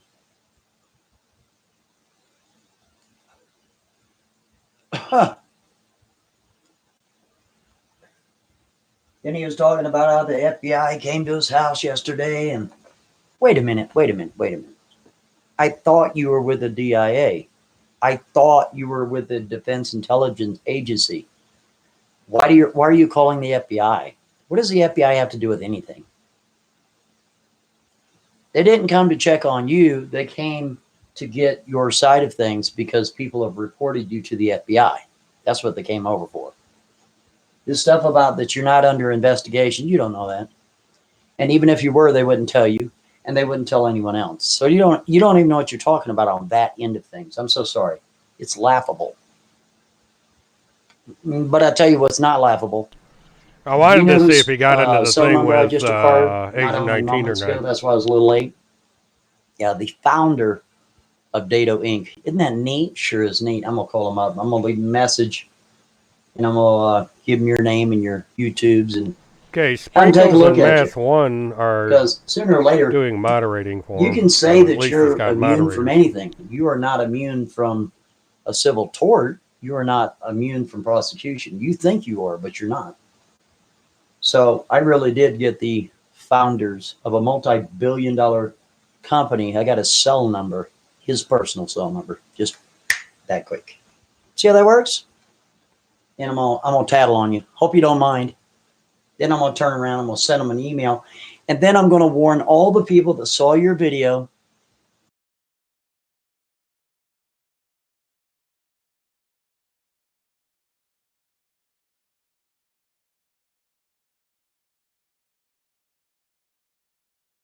That are sending emails to their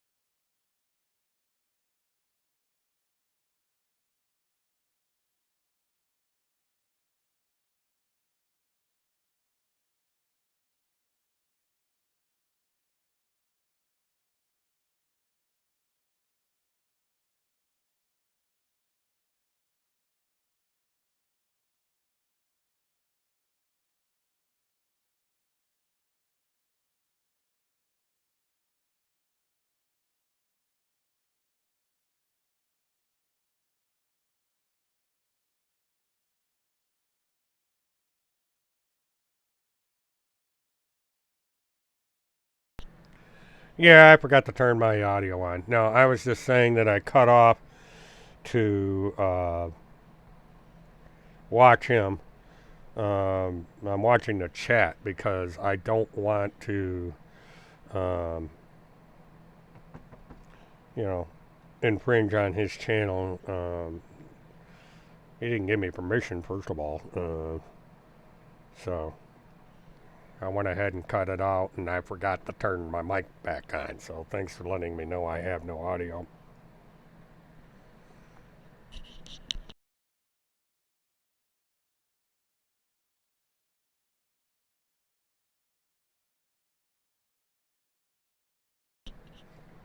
Damn.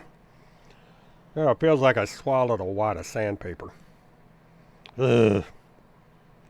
Yeah, I keep forgetting to turn the damn mic on. So, you know.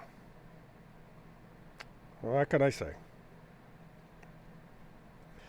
So I wonder, if, I'm just wondering what Agent 19's going to do from here on out.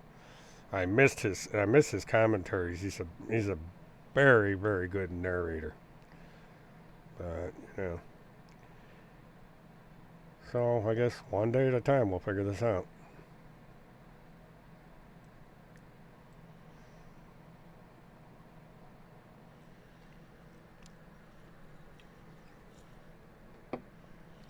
Well, I have my Pepsi here, but I try to keep it to a minimum when I'm on screen. But gotta do what I gotta do with this stupid thing. Cause it's you get the stuffy nose and the watery eyes, and it's a miserable experience. And of course, Randy Q wants me to catch the virus, which that would amount to taking a dirt nap. And at 69 years of age, you never know what's going to happen. But, if it happens, it happens. It's been a good ride.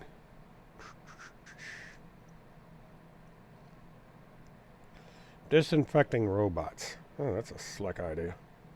That goes along with the article I wrote about robots taking everything over. Yeah.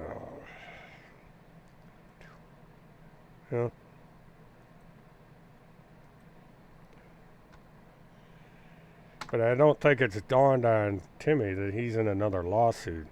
Because the one thing I'm going to be watching with the process is when they start hitting people with the notices as to where Tim Holmseth is when he gets served. Because a process server is not limited by state lines. They will go to all known locations where they think Tim Holmseth is in an attempt to service him with a summons.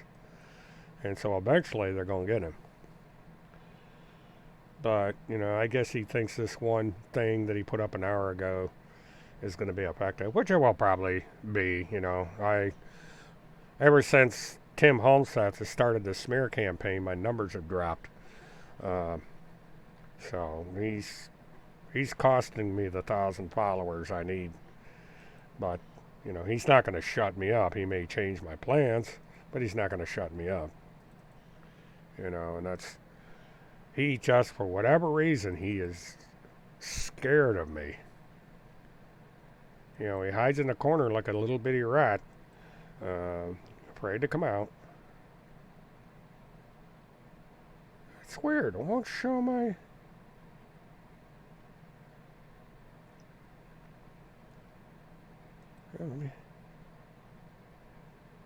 That is weird. It's not showing me how many people I've got.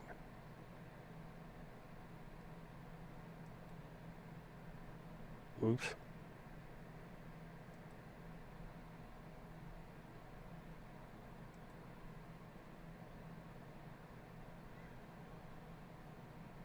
Okay, here we are. 746 subscribers, so I've dropped again. I peaked out at 751.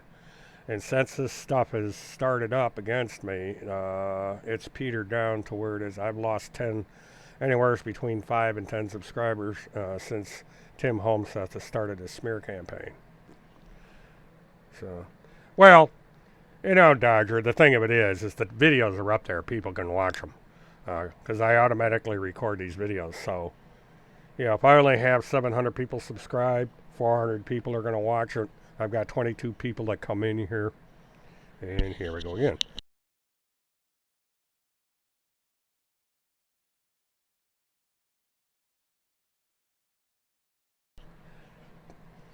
I almost didn't come on the air tonight because of this. But, you know.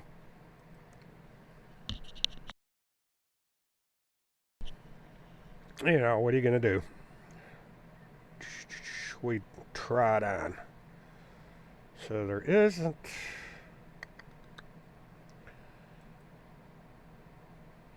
We just do the best we can, one day at a time.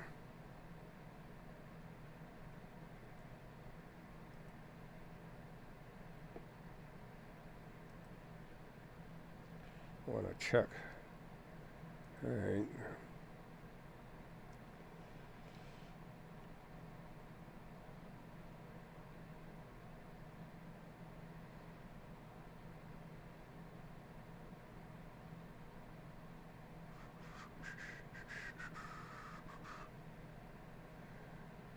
Monograph and Agent 19 patched things up. Well, that's good to hear.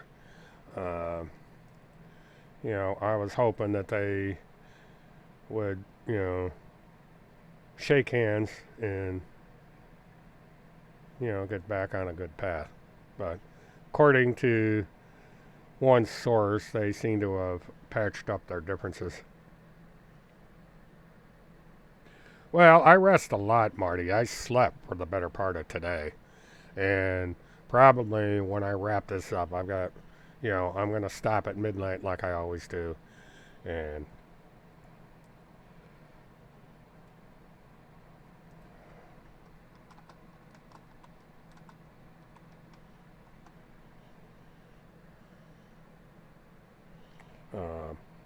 but the thing of it is that, you know, it's just, you feel a little tired, and that's about all. And then if your throat dries out, like mine has a tendency to do, then I start the coughing and stuff. And so that's what's happening here. And I do not have an air conditioner in this part of the house because the noise, you hear the background noise. I got a fan going in the background, but that doesn't reach this room. And so it gets a little warm. Now, when summer hits, I got to figure out what I'm going to do. Because it's going to get unbearably hot over here. I may have to set up a fan, and you guys are just going to have to put up with the fan noise. But because of Timothy Holmseth and his videos, I can't take my shirt off. I wouldn't anyway. I wouldn't want to put people through me being shirtless on camera. That would be a nightmare. You've already had a sample of that one.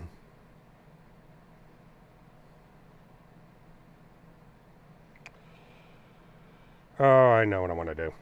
Now, you guys have probably seen these. I'm going to put up one of the cartoons. Now, Timmy put these up, and what this was done by someone called Eyes on Joy.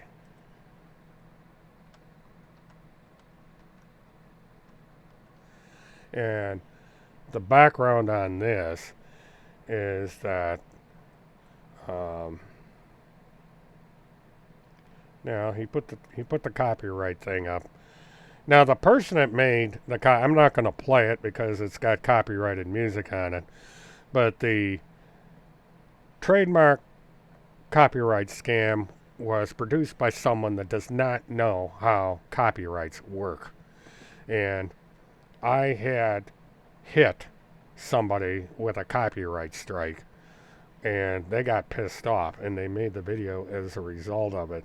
But the problem is you don't have to go through a bunch of rigmarole and file paperwork with the court to copyright something. You just put your name up there. The little thing I've got up in the right-hand corner of my video is my copyright stamp.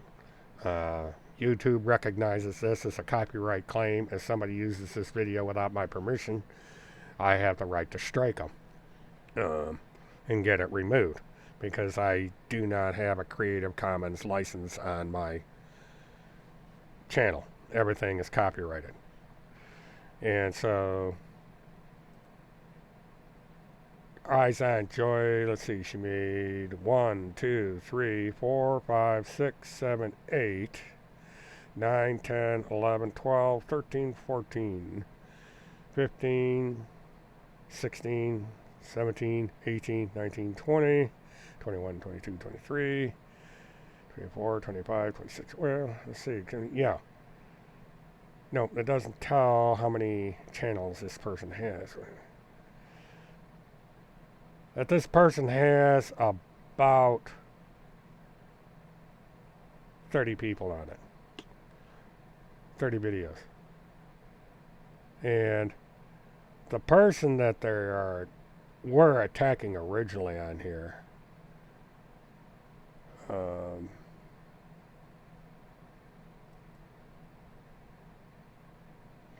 and Joy is an interesting woman. She was one of the few people that believed that Casey Anthony was innocent. Of course, she turned out to be right, but not for the wrong reason. But she turned up at the search for Kaylee Anthony.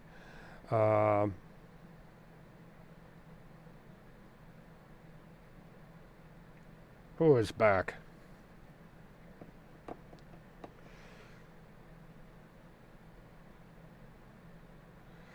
Well, I'm going to have to do something, Field, because it gets... This isn't too bad right now. It's probably about 85 degrees in here. But the humidity's not here, but it gets downright hot in here because this stupid computer I got puts out a lot of heat. I've got a 47-inch ultra-wide monitor, or 49-inch. And, you know, this stuff just gets hot. And so... You know, and if I put an air conditioner in here, it's going to drown out the video, or drown things out. So now I think I've got a quiet fan somewhere that might help. So I'll probably set that up as things get warmer. But all right, let me listen to this video. This video is about a minute long, and I've never played it. But this was put up by someone that does not like Joy Ray. That was the whole point of putting this video up, or opening this channel.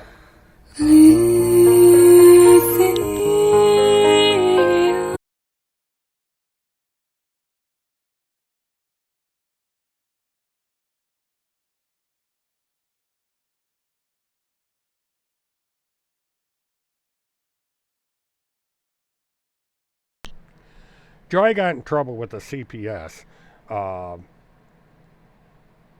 she had a thing with, yeah, this is another video insulting Joy Ray. This woman up here, no, let me start this over again because I didn't transition. Yeah, plus I had my mic off. Sorry I keep making that mistake, guys. I gotta look at my view meter in front of me. Alright, I'm gonna transition over. Now I have to play this without the music because it's copyrighted. Well, 17-inch screen is adequate. But what I do with this is a Dell ultra wide or super wide, whatever they call them. It's the widest monitor you can get without going to a full size TV set. And what I do is one of these days I'll take a picture of the setup again. I have a picture I took a long time ago. And yeah, I'm comfortable right now, Di. It's, you know, I don't mind the heat, except for I just don't want to get on camera someday and have sweat dripping down my face because I sweat like a pig. So I am going to have to put a fan in here eventually. And, you know, I'll just have it far enough back so that I get a stream of air without drowning everybody out with the fan noise. Because you could probably pick up the fan that's in the living room. Alright, let me start this video. And there's not going to be any audio because of the copyrighted music on here. But this woman is Joy Ray. She got real close to the Anthonys during the search for Kaylee Anthony. She's really a nice lady. A little bit off the beam. But all in all a good woman. Unfortunately right now she's in jail. She tried to get her children back and she ran afoul of the law and eventually got arrested and put in jail. It's really too bad, but you know, and all those people out there that are you know, they don't like the CPS. This, what happened to Joy is classic of this sort of thing. And you know, she got into a big thing with the CPS in Florida, and that is what happened to her. Now if we go back,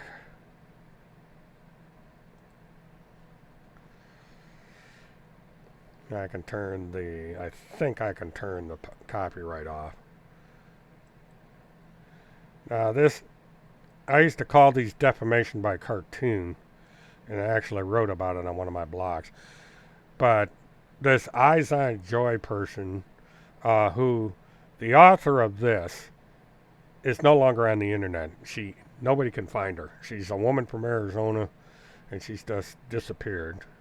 All right. And I'm going to cue this up. I've got the audio turned off. But now what this is, to explain this is software. There is a company, I can't think of their name, and you could go on here and you can make these little cartoons, and you know, you could use a text-to-speech software to make the dialogue in here, and you'd make these characters and they kind of talk to each other. And it was in the day that this was made. This is pretty advanced technology. It's a little weird, but the company got so many complaints because people were abusing the video. They just did away with the service. Hello everyone. I'm Mert.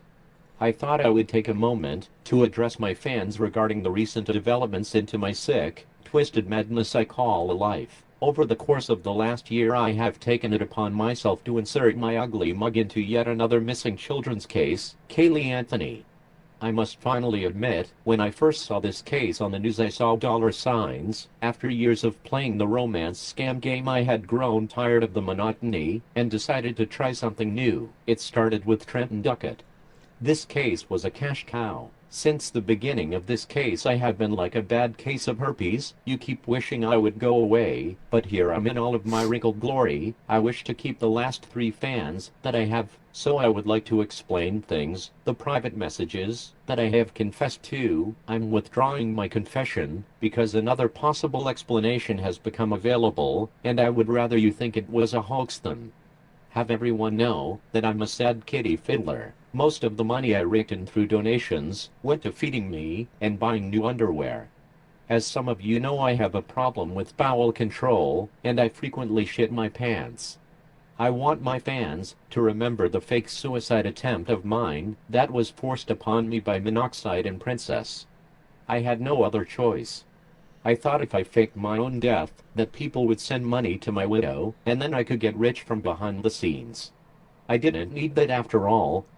Well, it's not so much being patient with TCH, it's not being able to do anything about him. Uh, he's just been at this stuff for years. Now, this particular video was made in January of 2010, and this is a year to the day after Monoxide's series of calls. So, and if you go down through this particular channel, you're going to see how many of these videos were made in the span of time they were made. Now, I was not the only target by this particular individual. It's like I said, she didn't like Joy Ray either. And like Tim, this person would attack anyone that had to do with the Casey Anthony case. Now, the woman in particular is one of the 3 that I had to let go because they insisted upon coming on my channel without my permission and trying to accuse the child that was a victim of inappropriate sexual conduct by his father, of all things, lied about it. Even though there were photographs that were produced in court of this woman's sexual organs that the child had taken pictures of, and there was testimony by an unnamed adult to that effect. This was a closed case because it involved a child. In the end, the woman that is the unregistered sex offender confessed to the crime that she did in exchange for testimony against her now ex-husband, and he was given an extraordinarily long sentence. He died in prison and so on. And so, in retaliation for me not allowing them to say that about the children, this sort of stuff has been put up about me, and this is just a drop in the bucket. Since most of you sent gifts and money for the wedding I never actually planned to have, so thank you for the effort. Many people have hacked into my accounts. I want everyone to remember the internet secrets they stole from me and my friends. Okay, I don't know if you missed that line, but at one time I was going with a woman. We were dating. She used to be my title clerk in my business. And my wife had passed away, and we grew to know each other quite well after that. And we got engaged. And when word of our engagement got out, people offered, presents and stuff like that. And we were in the early stages, and the haters attacked her relentlessly. They did background checks to find out who she was. They put stuff up on the internet that was mean about this woman. And she got to the point where she couldn't stand it anymore, and we broke up. In the long run, it was probably a good thing because we were a little bit different, but she just could not take the pressure.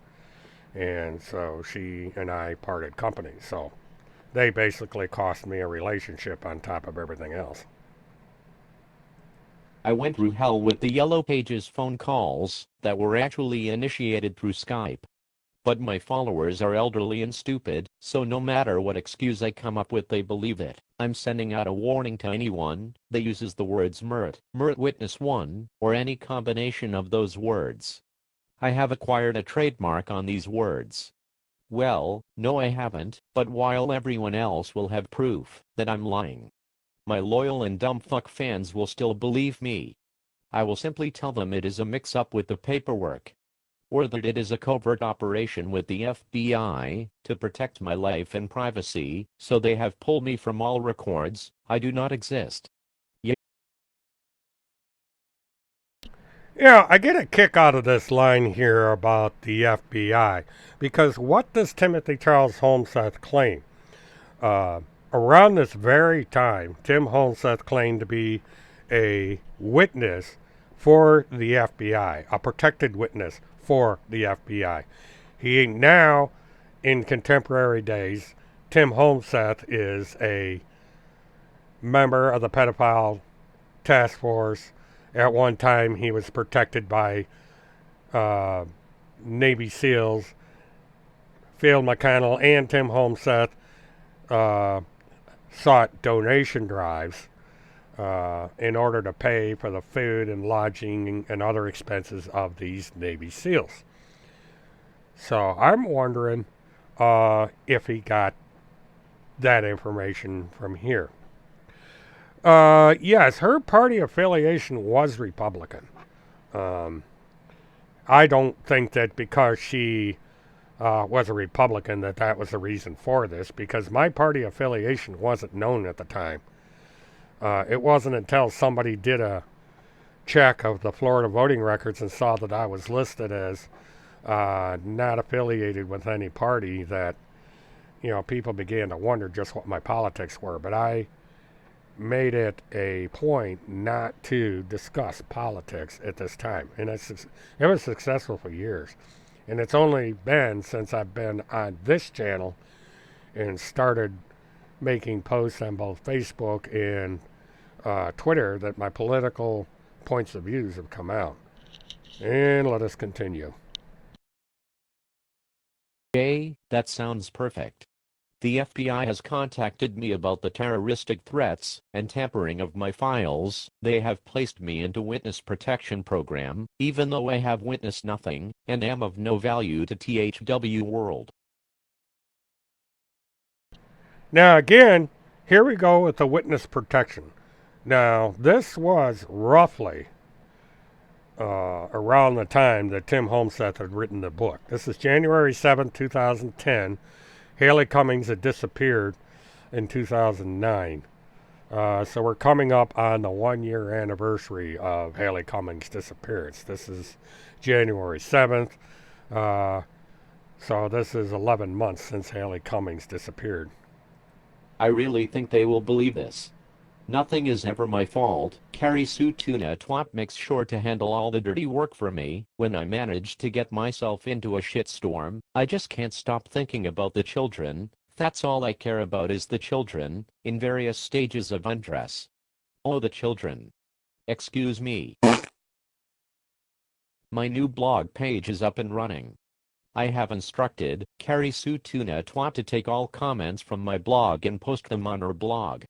It looks better when people attack me at her blog, rather than at mine. I will no longer allow people to comment, as it forces me to realize what a sick, twisted, pedophilic, useless, lying, cheating, scamming sack of horseshit I am. I don't like the truth, since I insist it is a lie every single time someone points it out to me, like my donation scams, the thousands of dollars sent to me by women I have romanced and scammed out of money. None of it is truth. Truth is what you believe it is, and I have my cult followers believing every single word that spews out of my sleazy old man mouth. Whatever they say to you, whatever proof they show you. Do not listen, and do not visit any sites they give you to visit, not even if they are run by the government. I have trademarks on all of my names. They cost me millions of dollars. I sold my helicopter to pay for it. Trust me. Trust me. Now if you will excuse me, I plan to go jack off into a bowl of cereal and Yeah, I get the biggest kick out of this line, trust me, because that's exactly what Tim Holmseth did in one of his videos. If any of you have been following Holmseth, you'll remember that a while back, he put up a thing that said, I can't prove anything, you just have to take what I say on faith. And that's Timothy Homestead's excuse for not being able to prove that he's a member of the Pentagon Pedophile Task Force. Beat it to carry Sue Tunertlet. She loves jizzy charms.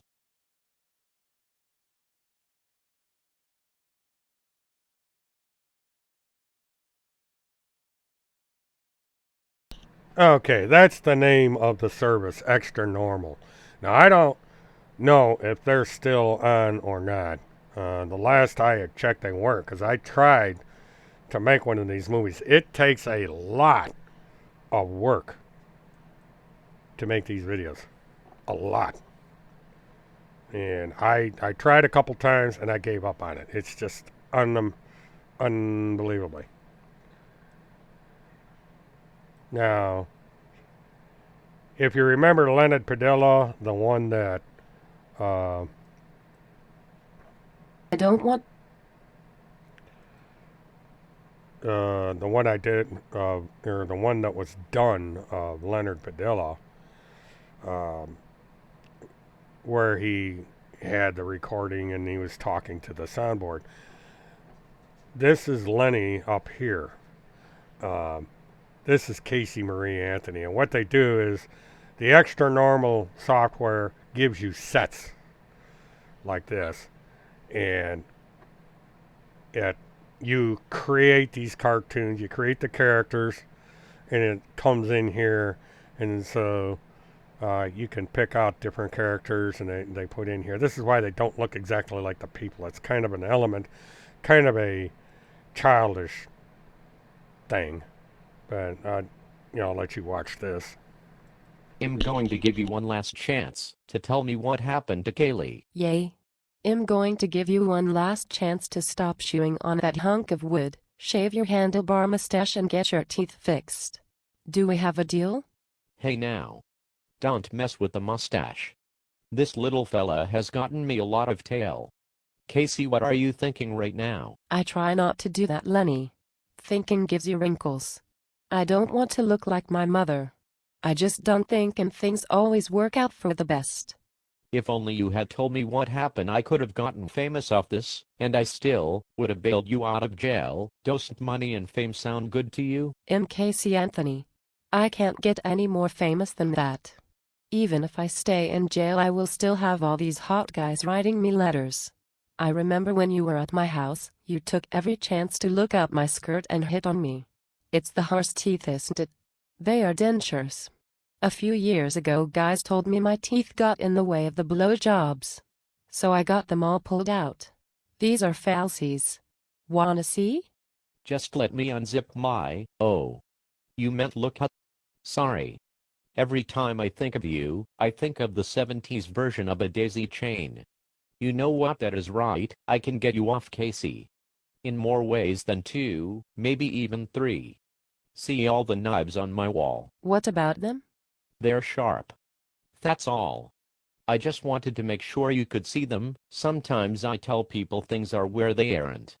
Like when I guaranteed the general public that Kaylee was in the river, I really fucked that one up hot. Just a bit. Look, Lenny. You are a creepy, smelly old man. I am not going to sleep with you. If I give anyone fame off my name, it will be Jose. You have a bad reputation when it comes to the company you keep. Like Mert. You just make me want to do bad things to roadkill. Oh. I think I'm good now.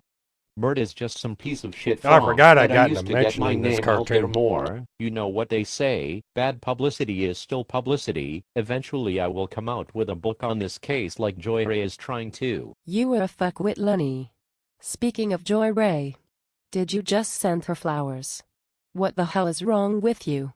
You go from wanting me to wanting something like that? Since when did you become a buffalo herder? Yep. I sent her flowers. A nice big bush of white oleander. I was hoping she would get delusional, you know, like she does, a lot, and maybe eat a few. Oh shit, I never thought of white oleander.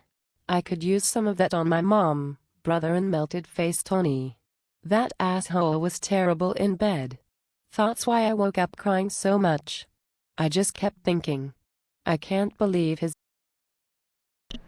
Well, what I'm doing in here, Kennedy, is I'm playing videos that were part of snare campaigns against me and anyone that considered themselves friends and supporters that was put up by haters in 2010. This actually is one of the later ones. I had to endure about 3 years of this garbage. And then when I made the mistake of coming to the defense of Timothy Holmseth, radio news started in on me. And so I'm just giving you a couple samples of the kind of things that were done. Now this tape this tape was mainly against Leonard Padilla, the bounty hunter. And the reason they attacked him is because he had bailed Casey Anthony out of jail in hopes that she would confess to what happened to her daughter. And it didn't work. And so he withdrew his bond, and Casey Anthony had to go back to jail and remain there until after the trial. His face is melting off. Now he is all about the fame. I should be the only one getting famous off this damn case. I killed her, no one else. Me. This is my show. Woohoo, I finally cracked the case wide open. Hollywood, here I come. Let me just grab this little hidden microphone I inserted where my penis should be. I think they heard every word of that confession. Oh fuck.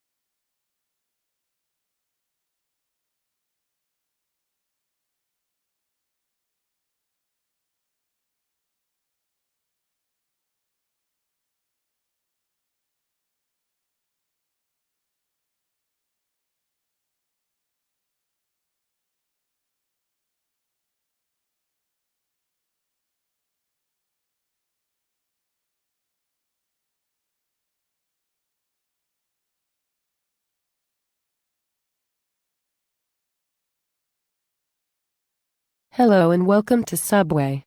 How are you today? Hold on, I don't know yet. Okay, just let me know when you're ready. Which of them are $5? Well, if you look at the board right in front of your face, you can clearly see which of our subs are $5. Okay, I will get turkey, I guess. Okay, just to let you know, that is not a $5 footlong. Ugh, that is ridiculous. I went to a Subway the other day and they were all $5. What is wrong with this place? Fine, I guess I will get the tuna sub instead. The tuna sub is also not a $5 footlong. Yeah, I found that out, Glow4. I didn't realize.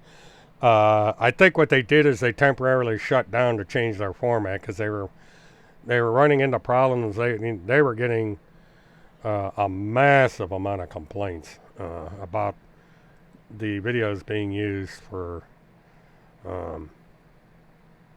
abusive purposes, and so they said the hell with it. All right, let me go ahead and transition back out to my good old Rudy. I love that bird.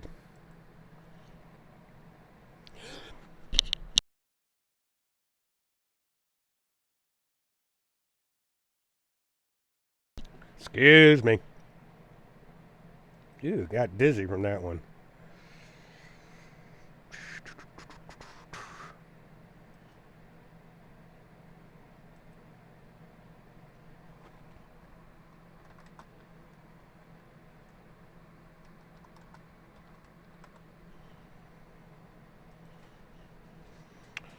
So I'm looking at I decided to go over to Twitter, see if anything new's there. Nothing that I can see. Let's see. We got something on Kirk Pendergrass.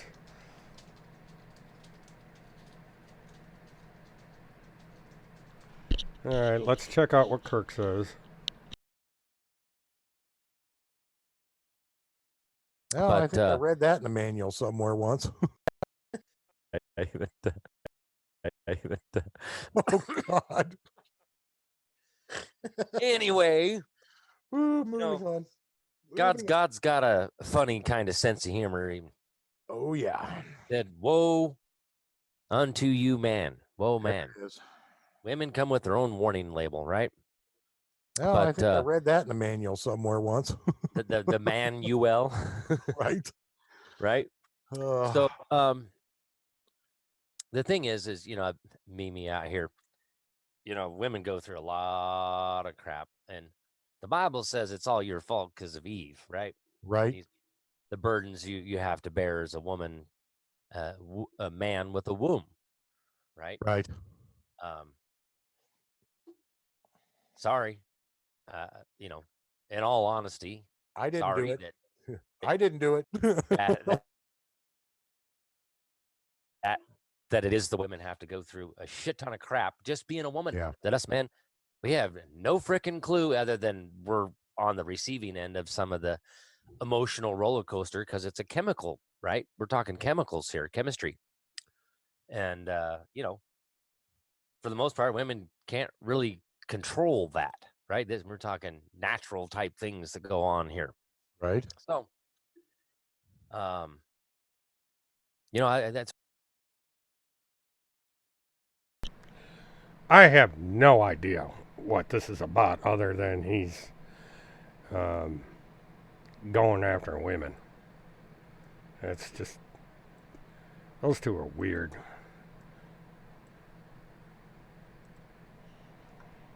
We move on.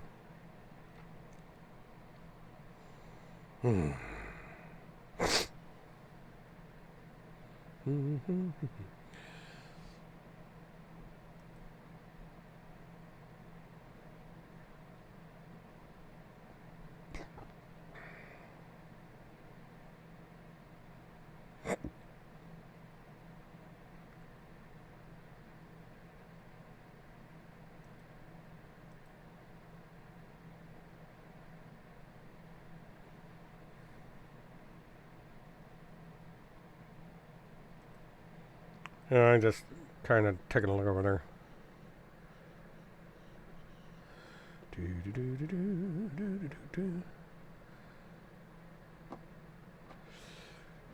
Well, yeah, Kirk and Chris Hallett, Tim Holmseth, and so forth have issues with women. I'm not understanding how Randy could support stuff like that, but I guess she has no self-esteem at all to be mixed up with people like that.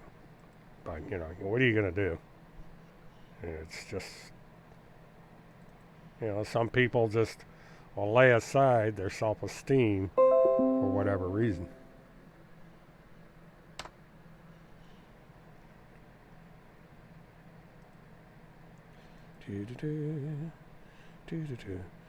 Yeah, he gave up 13 shares. 13 shares. 6 shares. He doesn't seem to get a lot of shares. Oh, he got this one. He got it. 280 shares. Oh, wow. And 2 shares. 8 shares.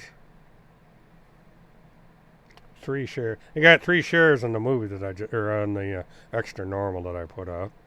Got 2 shares on this one, so I guess Randy got that one. 6 shares. So, boy, I'm having a big impact on Timothy. Amazing.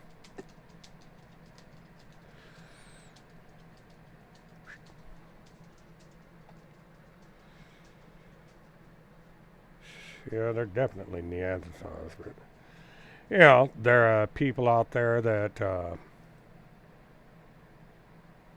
okay. So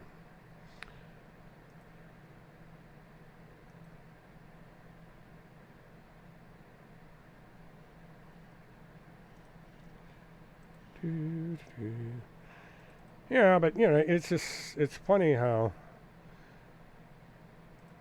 all these people seem to be interested in the lives of others. Oh, he's got 507 people watching Monty right now. Man, that guy knows how to pull them in. Whee! Monty's got draw power.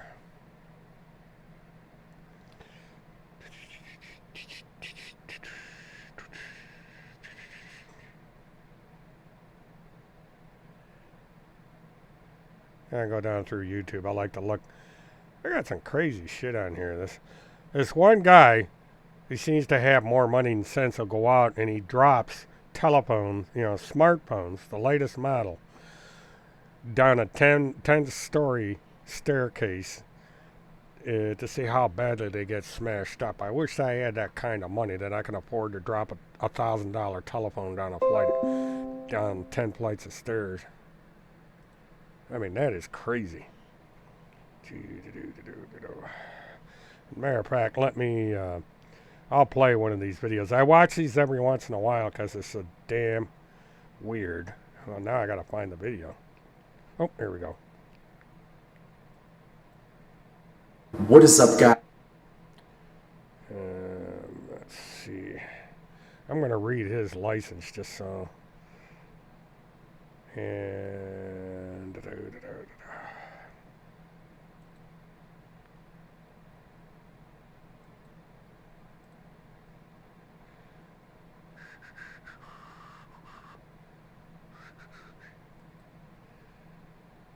see, I don't know what kind of license he's got on here. I guess we'll find out. But this guy, he's got a lot of videos like this, and what it basically is, dropping a Samsung Galaxy Note 10 down a spiral staircase. Will it survive? And he's got dozens of videos like this. This is one of the craziest things I've ever seen on YouTube. So watch and enjoy. Guys, Tech Rex here. So in this video, we have the Samsung Galaxy Note 10. This is actually a really cool brand new phone, just came out. And I was thinking, instead of doing the typical hammer test that I usually do with these phones, it's got a cool new design, really cool camera, infinity display, good on the eyes, less strain. Guys, I thought let's go ahead and do another drop test. But best of all, guys, the same drop test that I did with the iPhone XS. So this is actually the crazy spiral staircase, and I want to show you the very bottom here again. So I'm going to try to aim it, hopefully get it at the very bottom. I'm going to put this phone inside a case, and I'm going to hit record. So right now the phone is in 10 out of 10 condition. Just to quickly show you guys, here's the case I'm putting the Note 10 inside. So it actually covers the front right here there's a little plastic cover, and then the back is also covered. So this is going to be very interesting, guys, in the aspect that when I dropped the iPhone in the OtterBox case, the phone literally split in two pieces. So what's going to happen with the Galaxy Note 10, guys? This is the big question. Which phone is more durable, the iPhone or the Samsung? Let's get straight into this. Here goes nothing, guys, and whenever you're ready.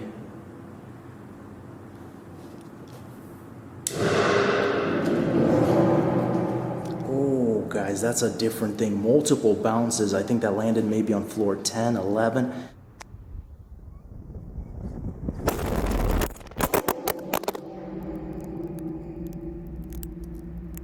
And there it is, guys. So it actually fell only about 15 floors down. So the plastic here, guys, actually did good, but the phone itself is damaged. So that's very strange, guys. I don't know how that actually happened because it's fully intact in the case, but we're gonna pop the case out here. The front looks good from what I'm seeing, but there could be a shatter. So we're gonna double check here. Let's actually pop it out. As far as the case, guys, it already did well better than the iPhone because it didn't split into two different pieces. But man, that back took some serious damage. Look at that. The camera is actually perfectly fine too. The sides are good. Corners look okay. So man, I'm impressed, guys. I think this phone deserves another drop. And let's do our best whenever you're ready.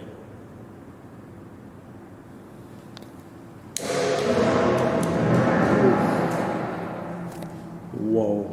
Okay, that added about 7 more bounces than the last drop test, but hey, let's see how it did. I think it definitely did go a little lower, but that was crazy loud.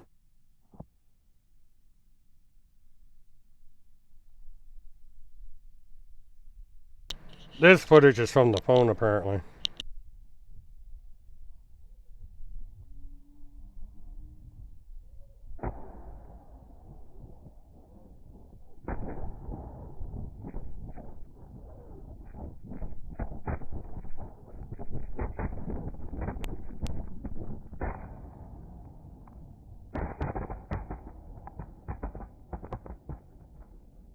We just located the phone again, guys. Second drop test.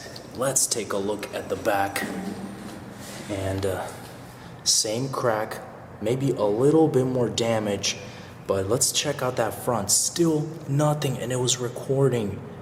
What the heck? The front is perfectly fine. Guys, that's 2 drops. The case suffered minimal damage. The back is still cracked. Literally didn't look any different than from the first drop test. That is crazy. Finally, guys, we're gonna do our third and final drop test from the top 30 floors down, guys, and we're gonna see both times we had pretty bad luck. It kind of bounces around and falls about 15 floors down, but we're gonna try one last time here just for the fun of it and see what happens, guys. So once again, we're gonna hit record and we're gonna make sure everything is ready, and whenever you're ready.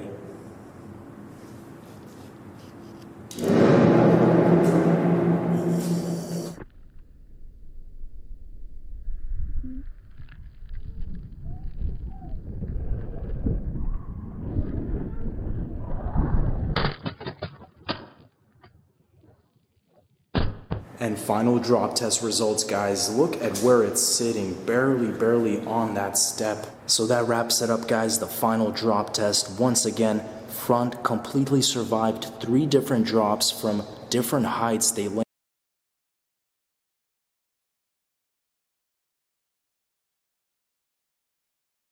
Huh, that's funny. I just noticed that I never switched over. Or, you know, that's too bad. You would have missed, and you missed out on a funny. You know, this guy basically drops these phones. I'll play another one, and this time I'm going to remember to transition. All right, we are going to drop. This one I haven't seen. He dropped a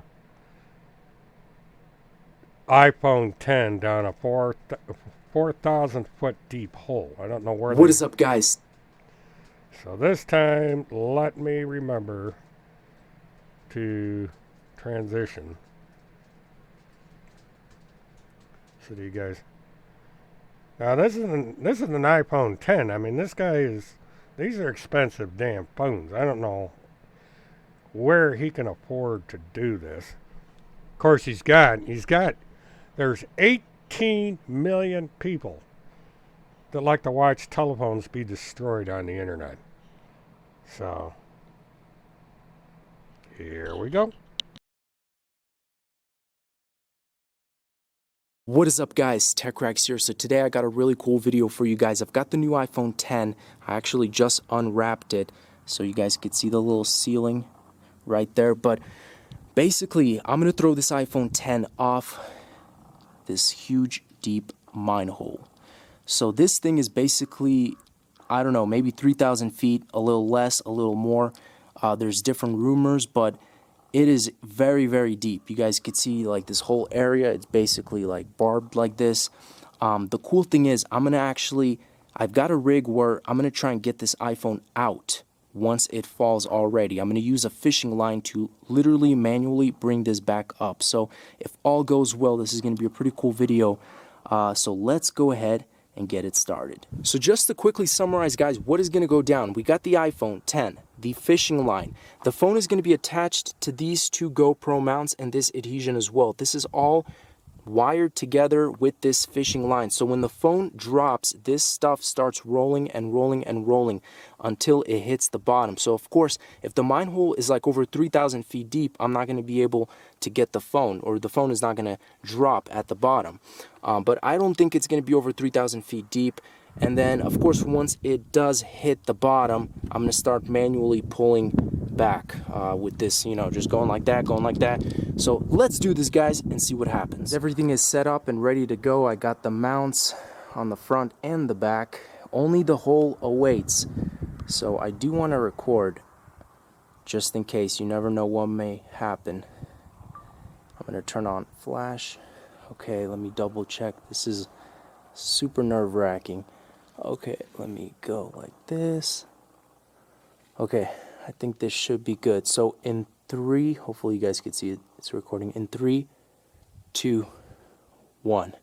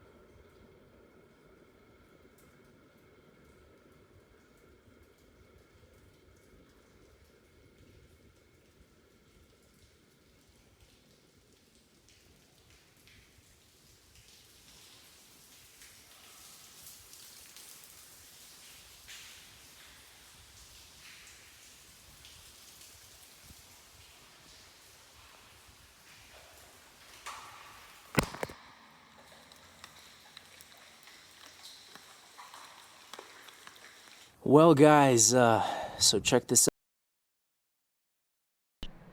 out. Okay, they're saying that I have a copyrighted stream on here.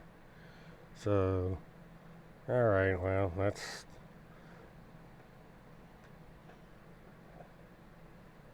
weird. Alright, well, we won't be doing that again. So that guy's not gonna...